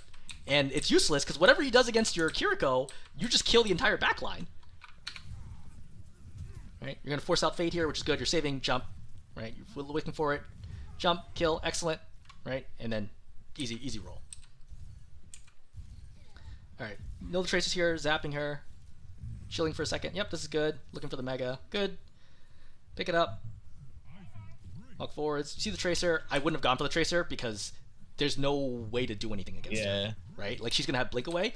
What I'm looking here is I probably walk this way to get a little closer and then jump to this spot on the Zen to force him back. Okay. Because this isn't going to do anything right now. Honestly, the Tracer did not need to rewind. Like, he could have just literally stood there and still been fine. Because with Harmony alone right now, you only do 30 damage a second to the Tracer. So, like, the Tracer cannot die. I'm not gonna kill him. Right, plus the Moira's coming up, like, it's a mistake for the Tracer to rewind. Alright, you're gonna come back. Let's look at the next jump. So, one thing to think about here is, if I don't feel comfortable jumping this way, you could hop through and get that closer jump.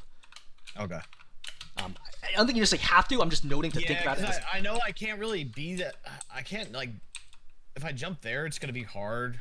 And I don't know. Yeah, it's definitely, you don't want to hit the ceiling. I don't want to give them that angle in the window. Yeah. But honestly, they didn't really need the angle in the window based on who they were playing, I guess. Exactly. It's not like Widow or Soldier or anybody. Right. Widow, Soldier, Ashe, right, Hanzo, like, that's dangerous. But Tracer up here, if she wants to shoot us from here, great, we're going to win. Like, she's not doing anything from up there. So, that's not so good. But you just took 200 damage here, right, before you jumped, which is no good. Yeah. Right? Really, really important to keep yourself high health before the jump. And this is why if you go in here, right, and I step out and jump right away. Yeah. Like, that's a big difference here versus now, like, I'm actually pretty low. Not doing anything. You drop, like, you're super low here. Yeah, you could have just straight up died. I think at higher ranks you would just get obliterated before you get that double off. But I would not be looking at the Sigma. The Sigma's not going to die here, you know what I mean? Like, I'm going to be zapping the Sigma for literally the next 10 seconds. It's not possible. I want to pursue this fight right now, right? Do short jump in. Like, you're basically full health right now. They're super low, and you know they're super low. Just do short jump in right now. Right? Melee, Moira dies instantly. May's going to be super low. Burn, if the Zen focuses you, LOS him with the doorway, right? And you just keep poking him, force him to the Mega, and then this is over. See? Like, you need to be fighting in that room. You're going to win this fight anyway, but, like, you need to be fighting in that room. See, the Zen's here. Are you gonna win this fight? Oh yeah, you're gonna win this fight because you're gonna pop Primal here. I think you could have won this fight without Primal for sure. Like, I think if you just went to that room, then you're fine. I would note right now is that you're at 95 health. I would have jumped straight up because I saw the Sigma die and I also see the kill feed, so I think we're up right now. And with Mercy Valk, I'm pretty sure we're gonna live. So I would have jumped straight up right now to see if I can avoid dying and avoid Primal. Like, look at the timing, look at the situation as you get lifted. So, like, lifted, okay, you get it. Like, I know you're trying to hold it here, right? Sigma's gonna die right now. Like, you got a good chunk of time here to realize this. There's literally no one else here. Even if you die right now, this is still a 3-on-1. Yeah, it just happened. So I think I honestly just didn't know Sigma and Zen were both dead. That's just an awareness issue. Yep. And it's tough there. I mean, obviously, you know, if there's a chance that you actually lose it, I get popping it. I'm just noting is that there actually is enough information here for you to realize that this fight's not already over. 100%. I just didn't know Sigma and Zen both died. I realized that here, and I'm kind of, Yeah. Jumping up here. Okay, fine. All right, cap.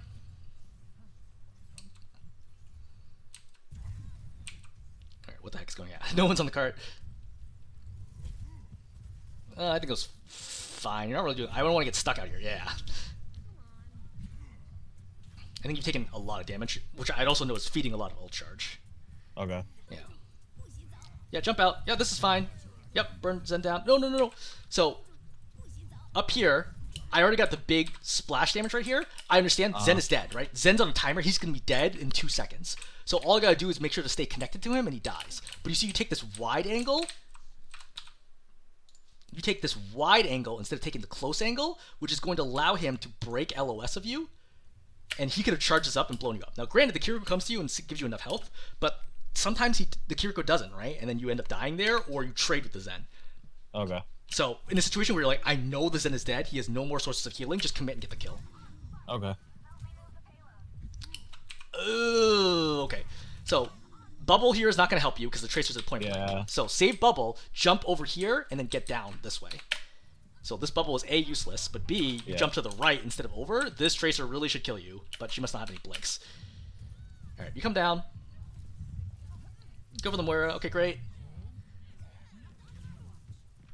By the way, this is actually reversing for a second. This is a good example where, like, even when you're low, you can actually do a lot when people don't know that you're low.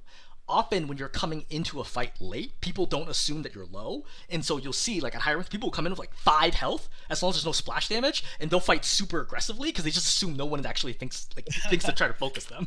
Because like you're actually killable like almost instantly right now, but I know. but like no one's paying attention to you, so great. Yeah. I would note here is that if you had saved bubble, I'm pretty sure bubble saves at least one hero here, right? If you walk up here and pop bubble right now, right? That would zone off the Zarya, right? And helps your Kiriko stay alive. Alright, jump into them. Yep. I think a good turn, right? You played on the backside. I think that's basically a perfect jump, right? I think I would want to land on the Moira. I think you over jump her a little bit. Yeah, see, so you're not getting full damage, but it doesn't matter because she gets bubbled anyway. But I would have, by habit, like landed on her. Alright, focus the Moira down. Great. Moira fades out. Zarya, that means Zarya dies now. Alright, Zarya bubbles herself. No problem. I would even jump the Moira there because I know Zarya's dead. Like the second I see this, she's dead. She has no escape plan, right? Like there's no way she's gonna cross this gap without healing. So I would just go right away because you have jump right now. I would go right away on the Moira because I want to make sure the Moira dies. But if you wait too long, she's gonna escape. Yeah. Yeah. Oh, rough. Yeah. So this starts a chain reaction of things because the Moira doesn't die. The soldier's gonna chase because he's trying to get the kill. Soldier ends up being out of position. He's like, oh god. Now the Moira's not dead, and the Tracer now has space to come in and burn down the soldier. So you both didn't get a kill, and indirectly led to the soldier dying as well. It's also the soldier's fault, like he's too greedy there, but like, you know, it happens. I don't think we're gonna win this fight even without a tank. I'm just like kind of slow playing this, right? It's just you and 2 supports. Like I can't kill 4 people right now, so I would just be trying to retreat here. I think this is a suicidal dive if they try to decide to focus you. Yeah. Oh, okay. So, what? Yeah. I'm so mad at the May at this point. I'm just like, yeah, like this is clearly this is terrible. Like, what are we gonna do here? Like, both supports are alive. Other than the Zen, the Moira and the May are never gonna die to you in Primal, and then so you just waste this Primal right away. Yeah, that's just terrible. I think this jump is way too deep because like anything could happen while you're up here and you're stuck in with 4 other heroes. If the May turns and walls off this, like you could just die here, even with bubble. Like there's a possibility you could die right now. So without knowing exactly what's going on there, no other heroes to support, I would have played that slower. Like I think jumping to the ledge is fine, but that deep jump in is no good. Okay. Alright, Kitsune popped. Kitsune, good ultimate. Alright, Trance popped. Yep, bubble off. Right, try to stay alive. Yeah, May's here. I don't know if she's blocked or not. I don't know if you heard it. Yep, she's not block. So, 70, 60, 40, 30. So, I go right now. I'm going to land right here and then zap the Zen, right, and play out here. Because I don't think going after the Zarya is going to do anything right now. Right? Okay. Zarya's being like double pocketed. There's no way this is going to do anything. You had to go. Yeah, your Tracer's even going for it, right? If you come out here with on the Zen, you probably would do like 80, 90 damage instantly. The Tracer plus you help kill the Zen right away. So like you just need to ignore the tank. Like it's so important as Winston. Like you can't do anything against the high charge, even low charge Zarya. Like it's not doing anything.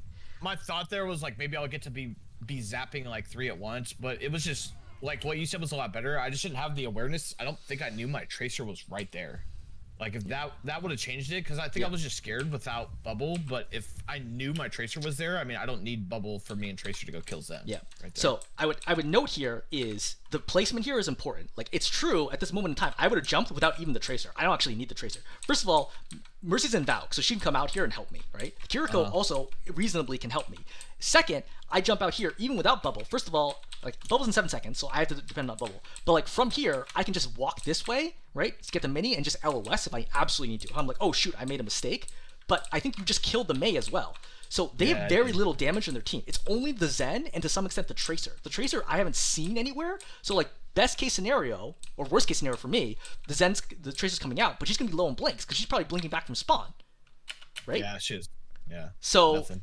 Like the only person who does damage here is the high energy Zarya and the Zen. If I'm on the Zen, even Zen can't solo me from full health even without bubble.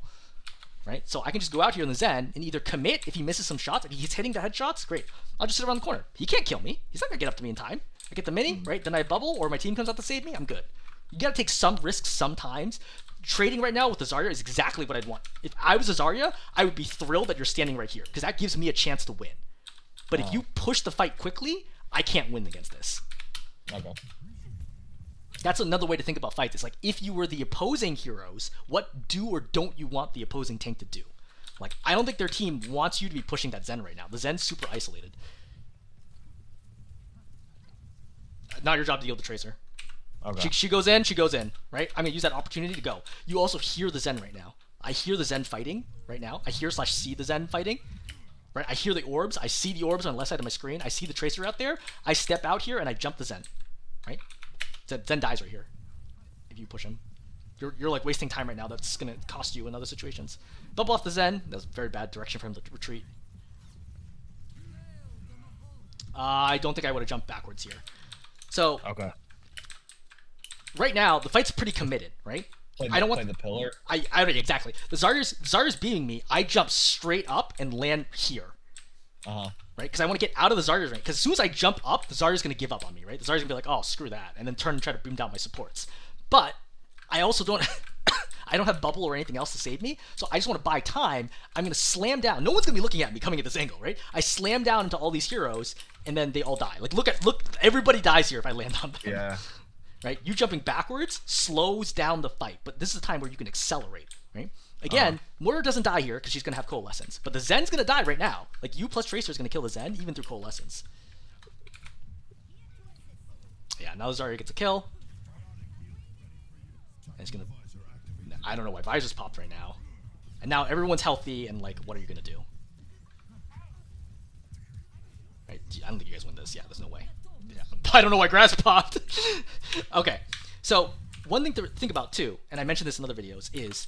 the longer the fight goes on, the better it is for the Zarya, right? Zaryas want the fight to take longer because she builds more and more energy and she gets progressively more and more dangerous. So you want to end the fight decisively and quickly.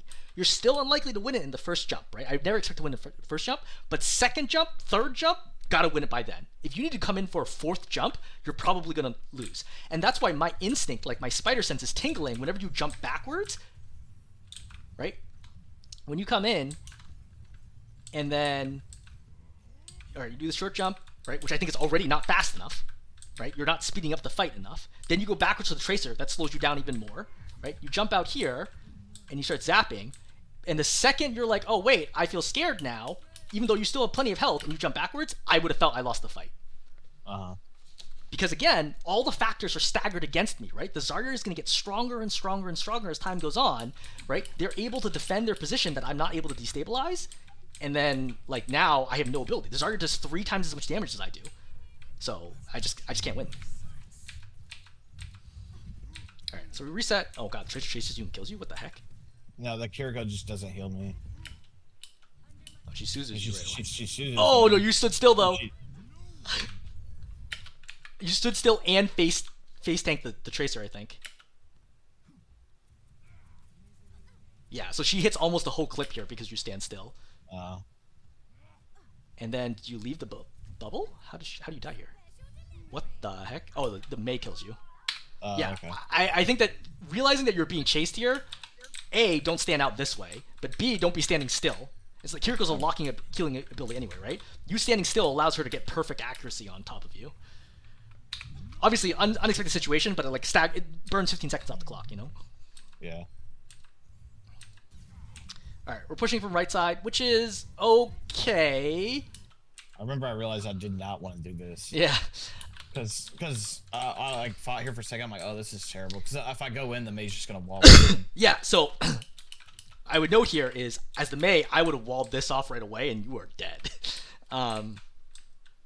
But the second thing is I kind of need my team to take multiple angles. Pushing from only this angle is really, really hard.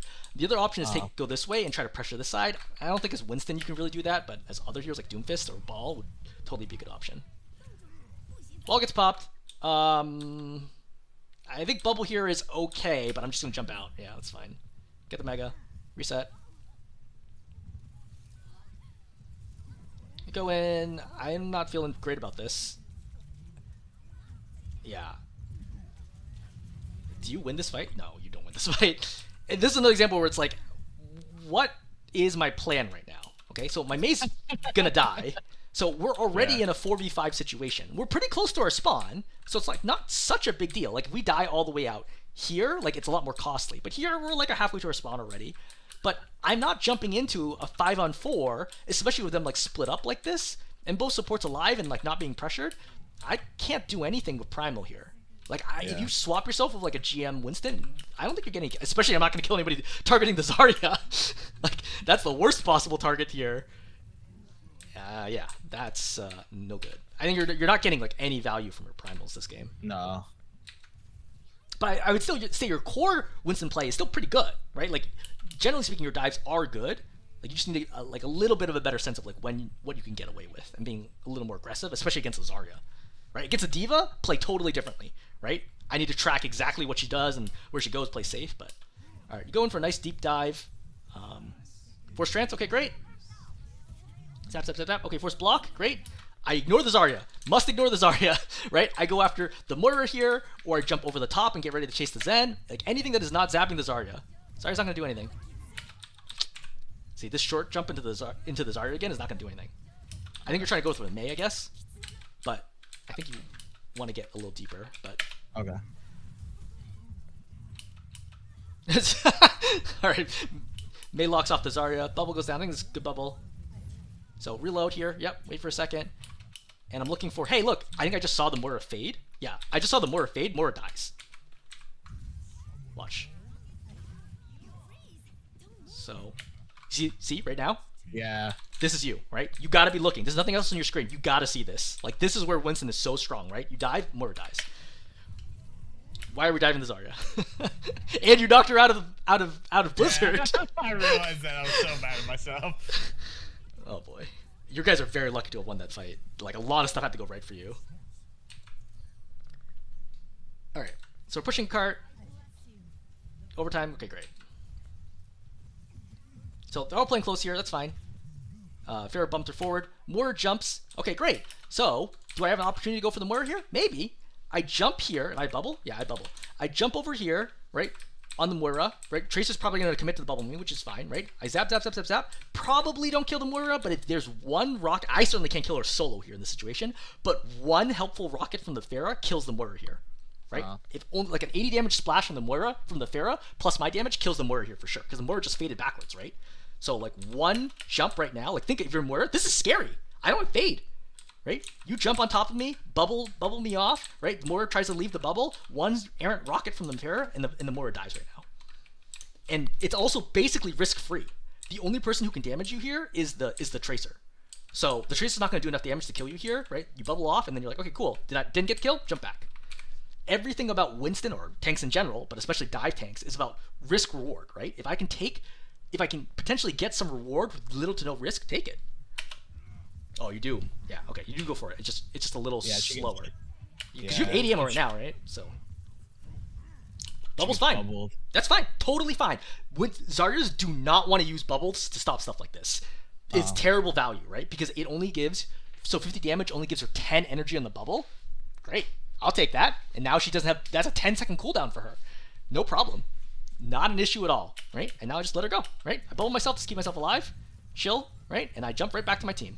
I don't know why we're bumping at all. Yeah. Well, okay, so in my mind, I kind of was like, I want them to get the cart out of that choke. Like, I do not want to fight in the choke again. So I'm like, maybe if I buy enough time, they could do it. But I think it's just... may not even happen, and yeah, so this is not ideal, because the card's going to move freely to at least here, right? As we already discussed, like, this area is offense favored, so we can already get it to here for free. I want to use Primal when we are seriously contesting, and I certainly don't want to use Primal in a 4v1 situation. What sort of changes this is that for some mad reason, your Kiriko teleports to you with no health? Where did she come from? I don't know. Okay, she kills her. And she does get hit by an icicle, to be fair. But even so, I have no idea why she is teleporting to you here. Because, like, everyone at higher ranks is going to read this as, okay, you're going to jump out right now. Everyone would be expecting you to jump out, because, like, why would you try to take a 4v1? But still, like, now you're Primal, and now what?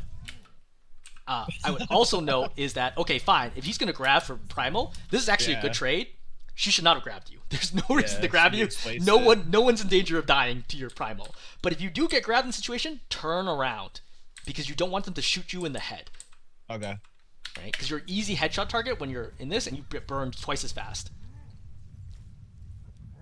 Very lucky to survive that. Okay. So, yep, go for the... Oh, whoa, what are we doing here? Okay, so... Moira out of position, right? She does not realize how close you are. I don't need to jump. I just zap her right now. I zap. What's the Moira going to do? She's going to fade, and then I'm going to jump her. Exactly. She's going to fade back here, and then you jump and kill her. Same thing as we did before. I don't want to jump right now. And also, the jump is off, right? This is clearly, you did like a standard jump instead of a short jump. So this is already, like, multiple mistakes have gone on, and now you go off, and now the Moira's not really in danger, right? She's like, oh, cool, you're going to fight me? Now I throw heal orb and just try to fight you. You managed to hit double. Barrage comes in very, very helpful there to help you win that fight. Tracer tries to solo you. I would focus the Tracer right now, recognizing that she has used multiple blinks. Okay. Right, so now I think she actually is vulnerable if I can see her. But I think this is a good dive in, right? Focus one target, right? Turn, zap all three. All right, wall goes off, okay, good. Get a little spun around. Tracer is low. Yeah, my main walls, and I think I hit my head on it. Yeah, I tried to jump the... You haven't actually used jump yet, though. But Tracer, 100% killable right now, so she probably has one blink left. So after this blink, I can virtually guarantee she's going to die. Yeah. Oh, no, she's one more jump. But I would have jumped here anyway, just to force it, but... That was a bad jump. Should have been deeper. Okay. Because, like, think about it. This is now like a 4v2 situation. This should be a deep dive, cutting off her escape route. Like, this jump is way too short. Yep, chill for a second, because you're going after the Zen. Yeah. So, the thing is, at this point, I turn and start walking forwards. Because the Zen can't stand out here and keep spamming her, right? With the Mei and the Pharah shooting at her, she can't stand, so I'm not worried about it. So I walk up here, even if the Zen wants to target me, so I can get him in the next jump. Because you delay here, you see how you're not in one jump range? Because you can only jump about here. You're slow being able to get out to him, which is going to now force your Pharah to have to boost in. Now you can get in and get the kill. This scenario doesn't matter. Some scenarios it will. Right? Okay. But just reading, like, hey, look, I can get the kill right now, and going a little faster. From here, I don't think anything interesting happens. Yeah, bubble. Yeah, they're all staggered coming in. Nothing they can do. And this is a good example where Zarya, with no time, is like the worst hero to fight in the situation. Because she has no time to get energy, right? So, like, she has no energy, she has no bubbles, she's, like, totally useless. Any other tank would be better in this situation than Zarya. Zarya's a terrible, like, retake hero. Alright. So, defense. Why'd you decide to go Winston here? Honestly, I just felt more comfortable with him just because of the playtime, and I just felt like I was being really ineffective at Ram, and at the time I didn't know what was going wrong, and so I'm like, you know what, I'm just gonna play Winston. Okay. That's basically what it boiled down to. I was like, it worked. You know, and offense was certainly successful. Why change it? Even though we ended with the same amount of time, I felt like I played better and was able to make more space for my team than what I was doing as Ram.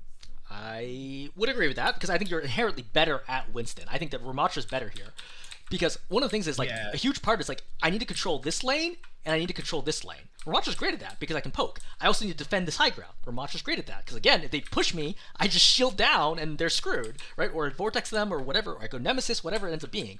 As Winston, if they dive me, I can't stop that, right? Like unless they're squishy heroes, but if they're any like serious divers like Doomfist, right? Or Reaper or Fair, like I can't stop them from diving us, and I can't control this lane because they're too far away. I can sort of control this, but they're just going to blink away from me. So I think Winston is playable here, but not as good as Ram is. I mean, if you want to play Winston here, it's fine. It's not going to be the reason why you lose, but I was just noting here that Ram is much better at these long angles. I don't think there's anything you could have done about that. Yeah, this guy just gets blown up. Yeah, he just gets hit. Like, we just get blown up, like, instantly here. All right, so I don't know if this is my fault. The Bastion for sure is not. I mean, honestly, losing your Bastions already means you're going to lose this. But one thing to note here is your Bastion's dead. Your Mercy's going to go for the res. Bubble the res. Yeah. So it was very important right now to bubble to make sure that the Mercy stays alive with the Tracer here. It's hard to know. To be fair, it's really hard to know this. You wouldn't have known they had a Tracer necessarily unless you heard it, because it's not 15 seconds in yet. No, I knew because I poked her. Oh yeah, then you definitely. I poked her in the stairwell. Yeah, you definitely should know that. Yeah, the Kiryu gets almost killed instantly. Then D.Va dives in, and then you're like, now what do I do? So Bastion gets the res off, but you still trade one. The problem is, how are you going to stop this, right? You're trying to burn down the D.Va, but it's just not enough. Like, your team's like totally disjointed, and so this fight's like over. I 100% would have switched here because I don't want to be playing Winston against D.Va like ever. It's so, the D.Va knows what she's doing. It's so hard to play Winston against D.Va because she beats me in neutral and she beats me on dive, and she can dive me and I can't stop her. So like, as long as the D.Va is like aware of what I'm doing at all, like, I just cannot win the fight against her. It's such a bad matchup.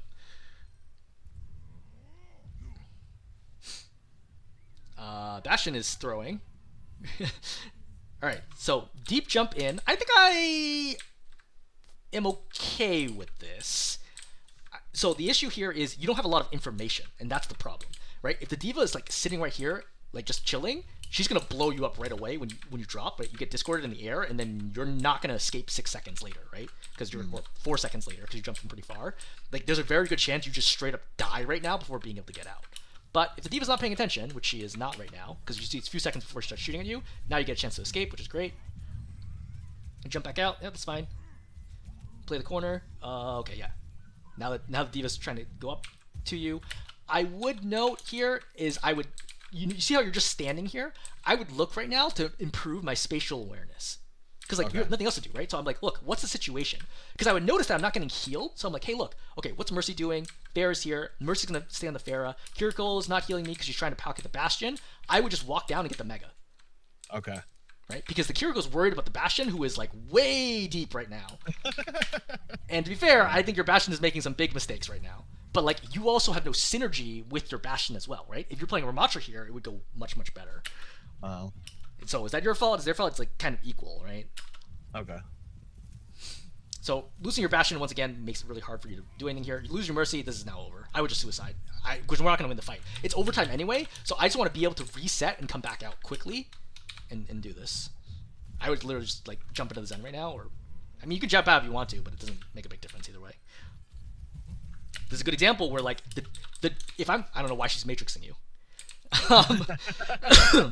Yeah. So if I'm the D.Va, I'm great. I'm literally going to be doing like somewhere between 150 to 300 damage per second right now to you. Like, and you're doing 60 damage to me. The trade is immense. Like, she's doing somewhere between 3 to 5 times as much damage to you. So, like, this is not a thing that you can do. If she has any idea what's going on, she just shoots you. Like, Mercy Pocket or not, she can kill you through a Mercy Pocket. Like, it's not a problem at all. I don't know why she's jumping as well. It just messes up her aim. It's not like you're going to miss her. Alright, waiting for the team to regroup. Common mistake for overtime defense is that people rush the fights, right? They're like, oh, like we gotta really stop him. We gotta really stop him now. No, you still need to regroup. You still gotta get 5, right? Try to get it. This D.Va is controlling this corner against you, which is making it very, very hard to jump. So I would think about rotating and over here hiding and then dropping down on them when the time comes. Yeah, right. General idea. I wouldn't reveal myself so early, but yep, I would. Oh, okay, you need to go right away because the Bastion's fight. As soon as I hear Bastion go assault form, I need to go. That's our committed window. That's when my team is strong. I can't wait after he pops assault form. Otherwise, we're not synergizing when we're strong, right? When he goes assault form, that's got to be when I'm diving. Otherwise, if I dive when he doesn't have assault form, there's no damage follow up. So you see how you're like waiting here? You got to go right away. I would drop right away no matter what. But you have to pop back out. So let's look. Like, why do I have to drop back out so quickly? Because you're full health when you drop. I feel like I just get blown up. I didn't even know what happened. I mean, I know I get discorded, but... So you get discorded. You pause before dropping, right? And you zapped a little bit to reveal that you're there. So you've already lost 150 armor. Now 200 health before the bubble even goes down. Right? So you took all this damage before the bubble goes down, and now the Tracer's in the bubble with you, but you could actually stay here, weirdly enough, to like some extent, except for the fact that the Tracer is here. So it's like a very micro-esque thing. But at this moment in time, I need to just commit, drop down, pop bubble, zap, get to the edge of a bubble. Staying in the center of the bubble is like the worst option, right? If I'm at the edge of a bubble, I can bubble dance against whoever's shooting at me. If I'm in the center of the bubble, anybody who's in the bubble is guaranteed to hit me. So you're slow coming down, which warns the Zen. He's able to light you up, right? And then now, right, Tracer's in here, right? Zen's attacking you, and it's really just the Tracer that's doing damage to you, and it spooks you out. So you had almost no impact here other than moving the supports back a little bit. So this is really, really poor value. Yeah. Oh boy. I don't know why we're all standing here. So, rolling this back, we come out. I hear the Diva Bomb, right? Like, obviously, we can see it, but like I hear the Diva Bomb on the right. I can hear the fact that it's going this way. I want to be backing up here, right, to get far away. Because there's no way the Diva Bomb is going to show up here, right? Based on the fact I can hear it through the wall, she has to be throwing it somewhere in this area. So I just back up. I'm not going to die. But you walk forwards right now, get caught out in the open, and then you take a bunch of damage right now, which nearly kills you. Obviously, you couldn't have protected your Kiriko or Bastion without the bubble. But, like, there's no reason for us to take damage from that bomb. But you see how, like, you're super ineffective right now as Winston. Yeah. Okay, we regroup, jump in. So, quick test. Is this the right time? No. We're still missing one. The cart's not here yet. To be fair, you do have to jump at some point because you don't want the cart to be like right here, but buying a few more seconds would have been helpful. Note here is, who am I landing on here? Who do I want to be landing on? Zen. I don't want to be going for the Mei, right? Mei's super tanky, and she can get double pocketed by the other supports.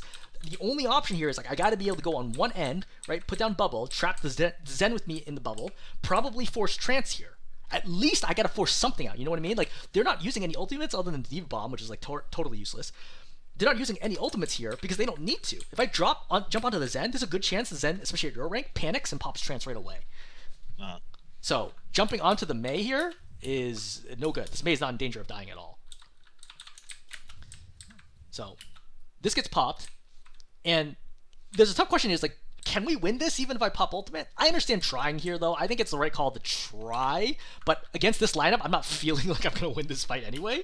But popping Primal is fine. Jump out. Yep. I think what would have been even better jump here, it would have been really hard to do this in time. I would have jumped up and landed on this side. But it would have been really hard to realize how the edge of the blizzard. But you jump out. Now you jump in.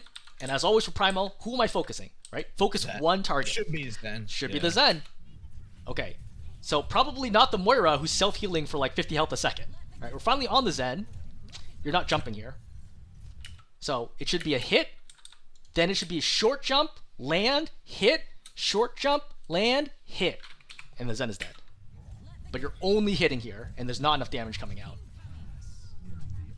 Now, Zen finally forces trance. We're sitting here. There's no way we're going to stop this.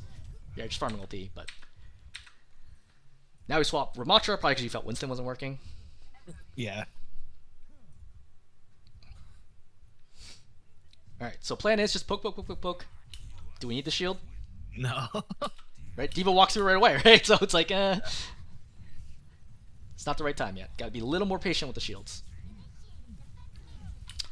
I would not play this angle. So...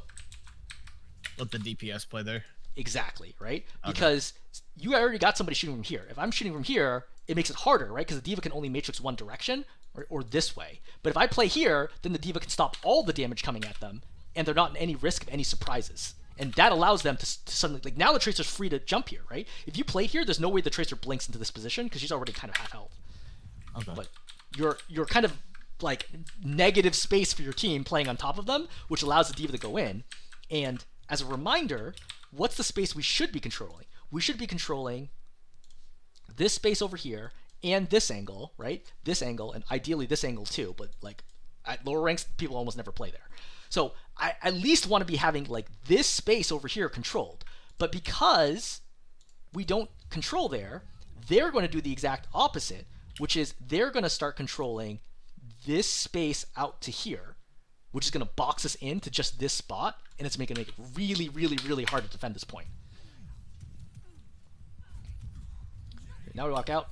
The Vortex isn't going to do a whole lot here, right? I'm looking for the Vortex on the Zen, right? I Vortex the Zen, and I kill him with the staff. If you've seen my Rammatra videos, you can see how often I kill squishies, just like straight up kill them with the staff. Like the Zen here, I could kill the Zen here even through more healing with Vortex, right? I could just walk up to him, like shield, Vortex him, and just kill him with the staff. It does so much damage. It's like nuts. Yeah, she foided. She dies here. Excellent. Go for the Zen.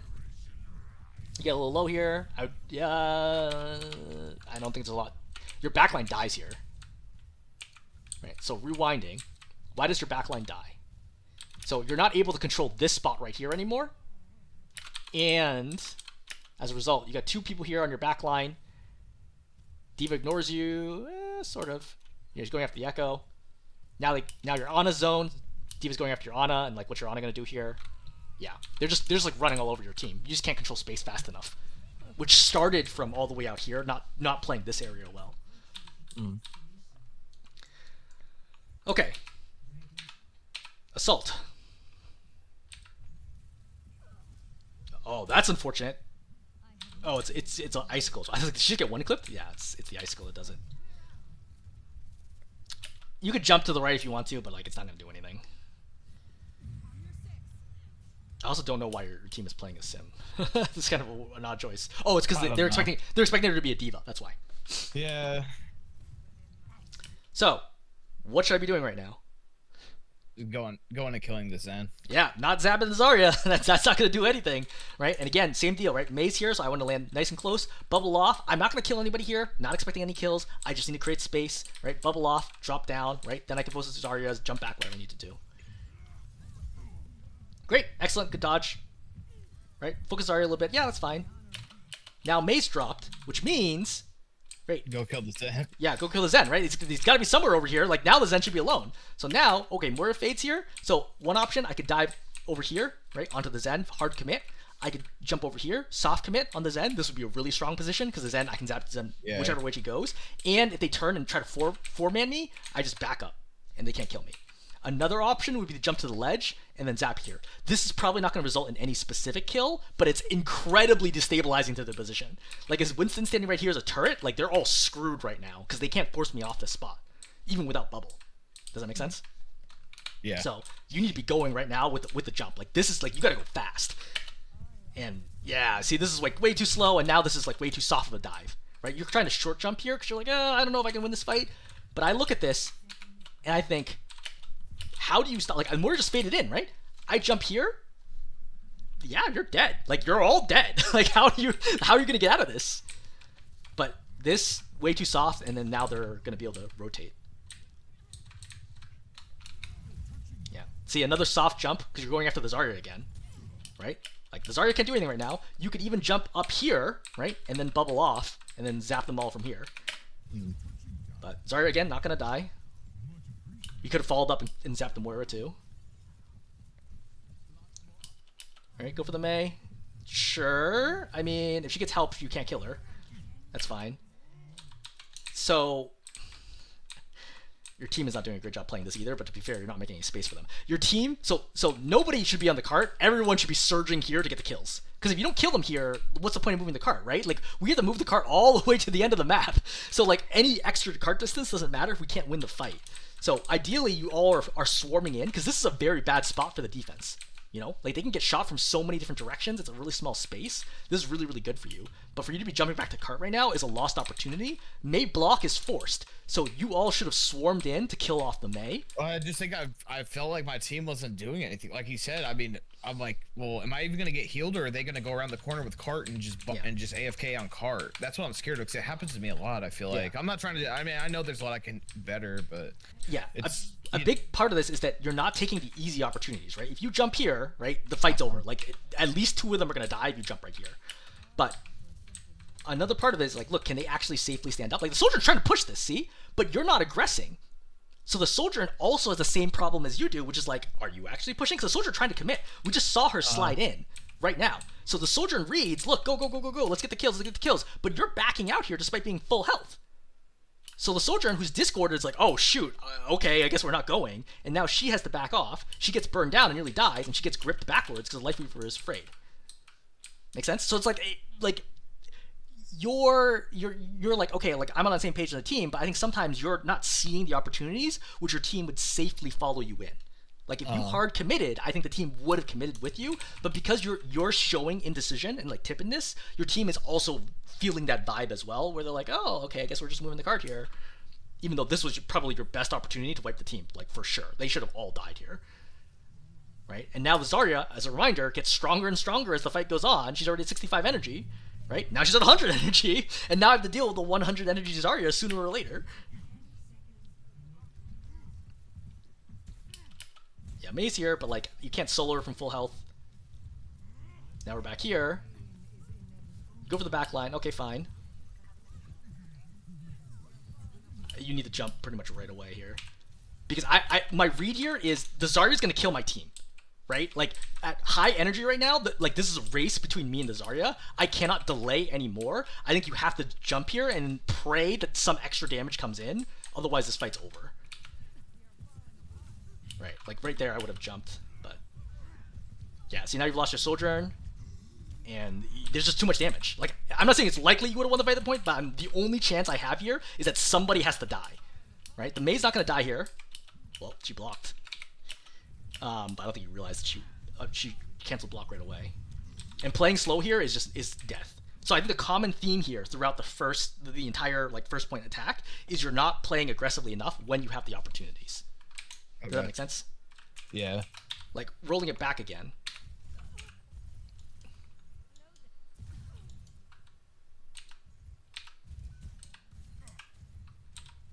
Right, waiting. Yep, your sim's gonna be out soon. Right. So you poke the tracer a little bit. Okay, fine. Right now you need to be going. Like I would already be out now. Like there's no reason to wait. Right. You force the wall. Perfect. Right. I play this basically perfectly. Right. Now I stay. I don't go out this way. Right. No reason to go out this way. I play here and zap the Zarya. Nobody wants to walk to a corner and look straight down and shoot you. It's like a very difficult angle to shoot, and it makes them really vulnerable to the front. So I would stay right under the wall. Zap the Zarya, but as soon as jumps up, I'm like, okay, where is it? Like, I know the Zen's got to be somewhere up here. He couldn't have teleported away, so I'm jumping up looking for the Zen, right? Yeah. Like he's got to be somewhere up here, and like I don't know because he's not making any footstep sounds, but I know he's somewhere here, right? At this point, like even if I hadn't jumped by now I for sure jump, right? To list ledge is the easiest. It's probably the middle ground of like risk reward, right? You could jump here, which is more risky, but more potential reward, and then you burn them down. But even now, I can still win the fight from here. If I jump here, even at this point, I still can win the fight from here just by landing right here. I'm good. Or, like, landing here and then dropping in, controlling Mega. Maybe this will work. Maybe. It depends how fast your team is to follow up. You're definitely not going to die if you do that. But another soft jump there, right? Not decisive enough. Gives them time to regroup. They're pushing. They're fighting out this doorway because they're not taking enough damage. You know what I mean? This is a really bad spot for them, but they don't feel any fear because your team's not doing any damage to them. And a big part of that is because you're not doing enough damage to them. And another jump, again on the Zarya, which is, as we mentioned, terrible idea. Could have been another deep dive in here and you would have been totally safe. And now they're going to rotate away. Right? And now you basically have no targets because everyone's super split out. Like, you're trying to poke down the Mei, but like with this many people, what am I going to do? And now, at that point, the fight's lost. Like, there's almost no way to win the game at this point. Because Zarya's going to be 100 energy. By the time you fight, she's going to have 2 bubbles. I just can't stop that. Okay.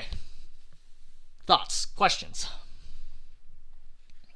No.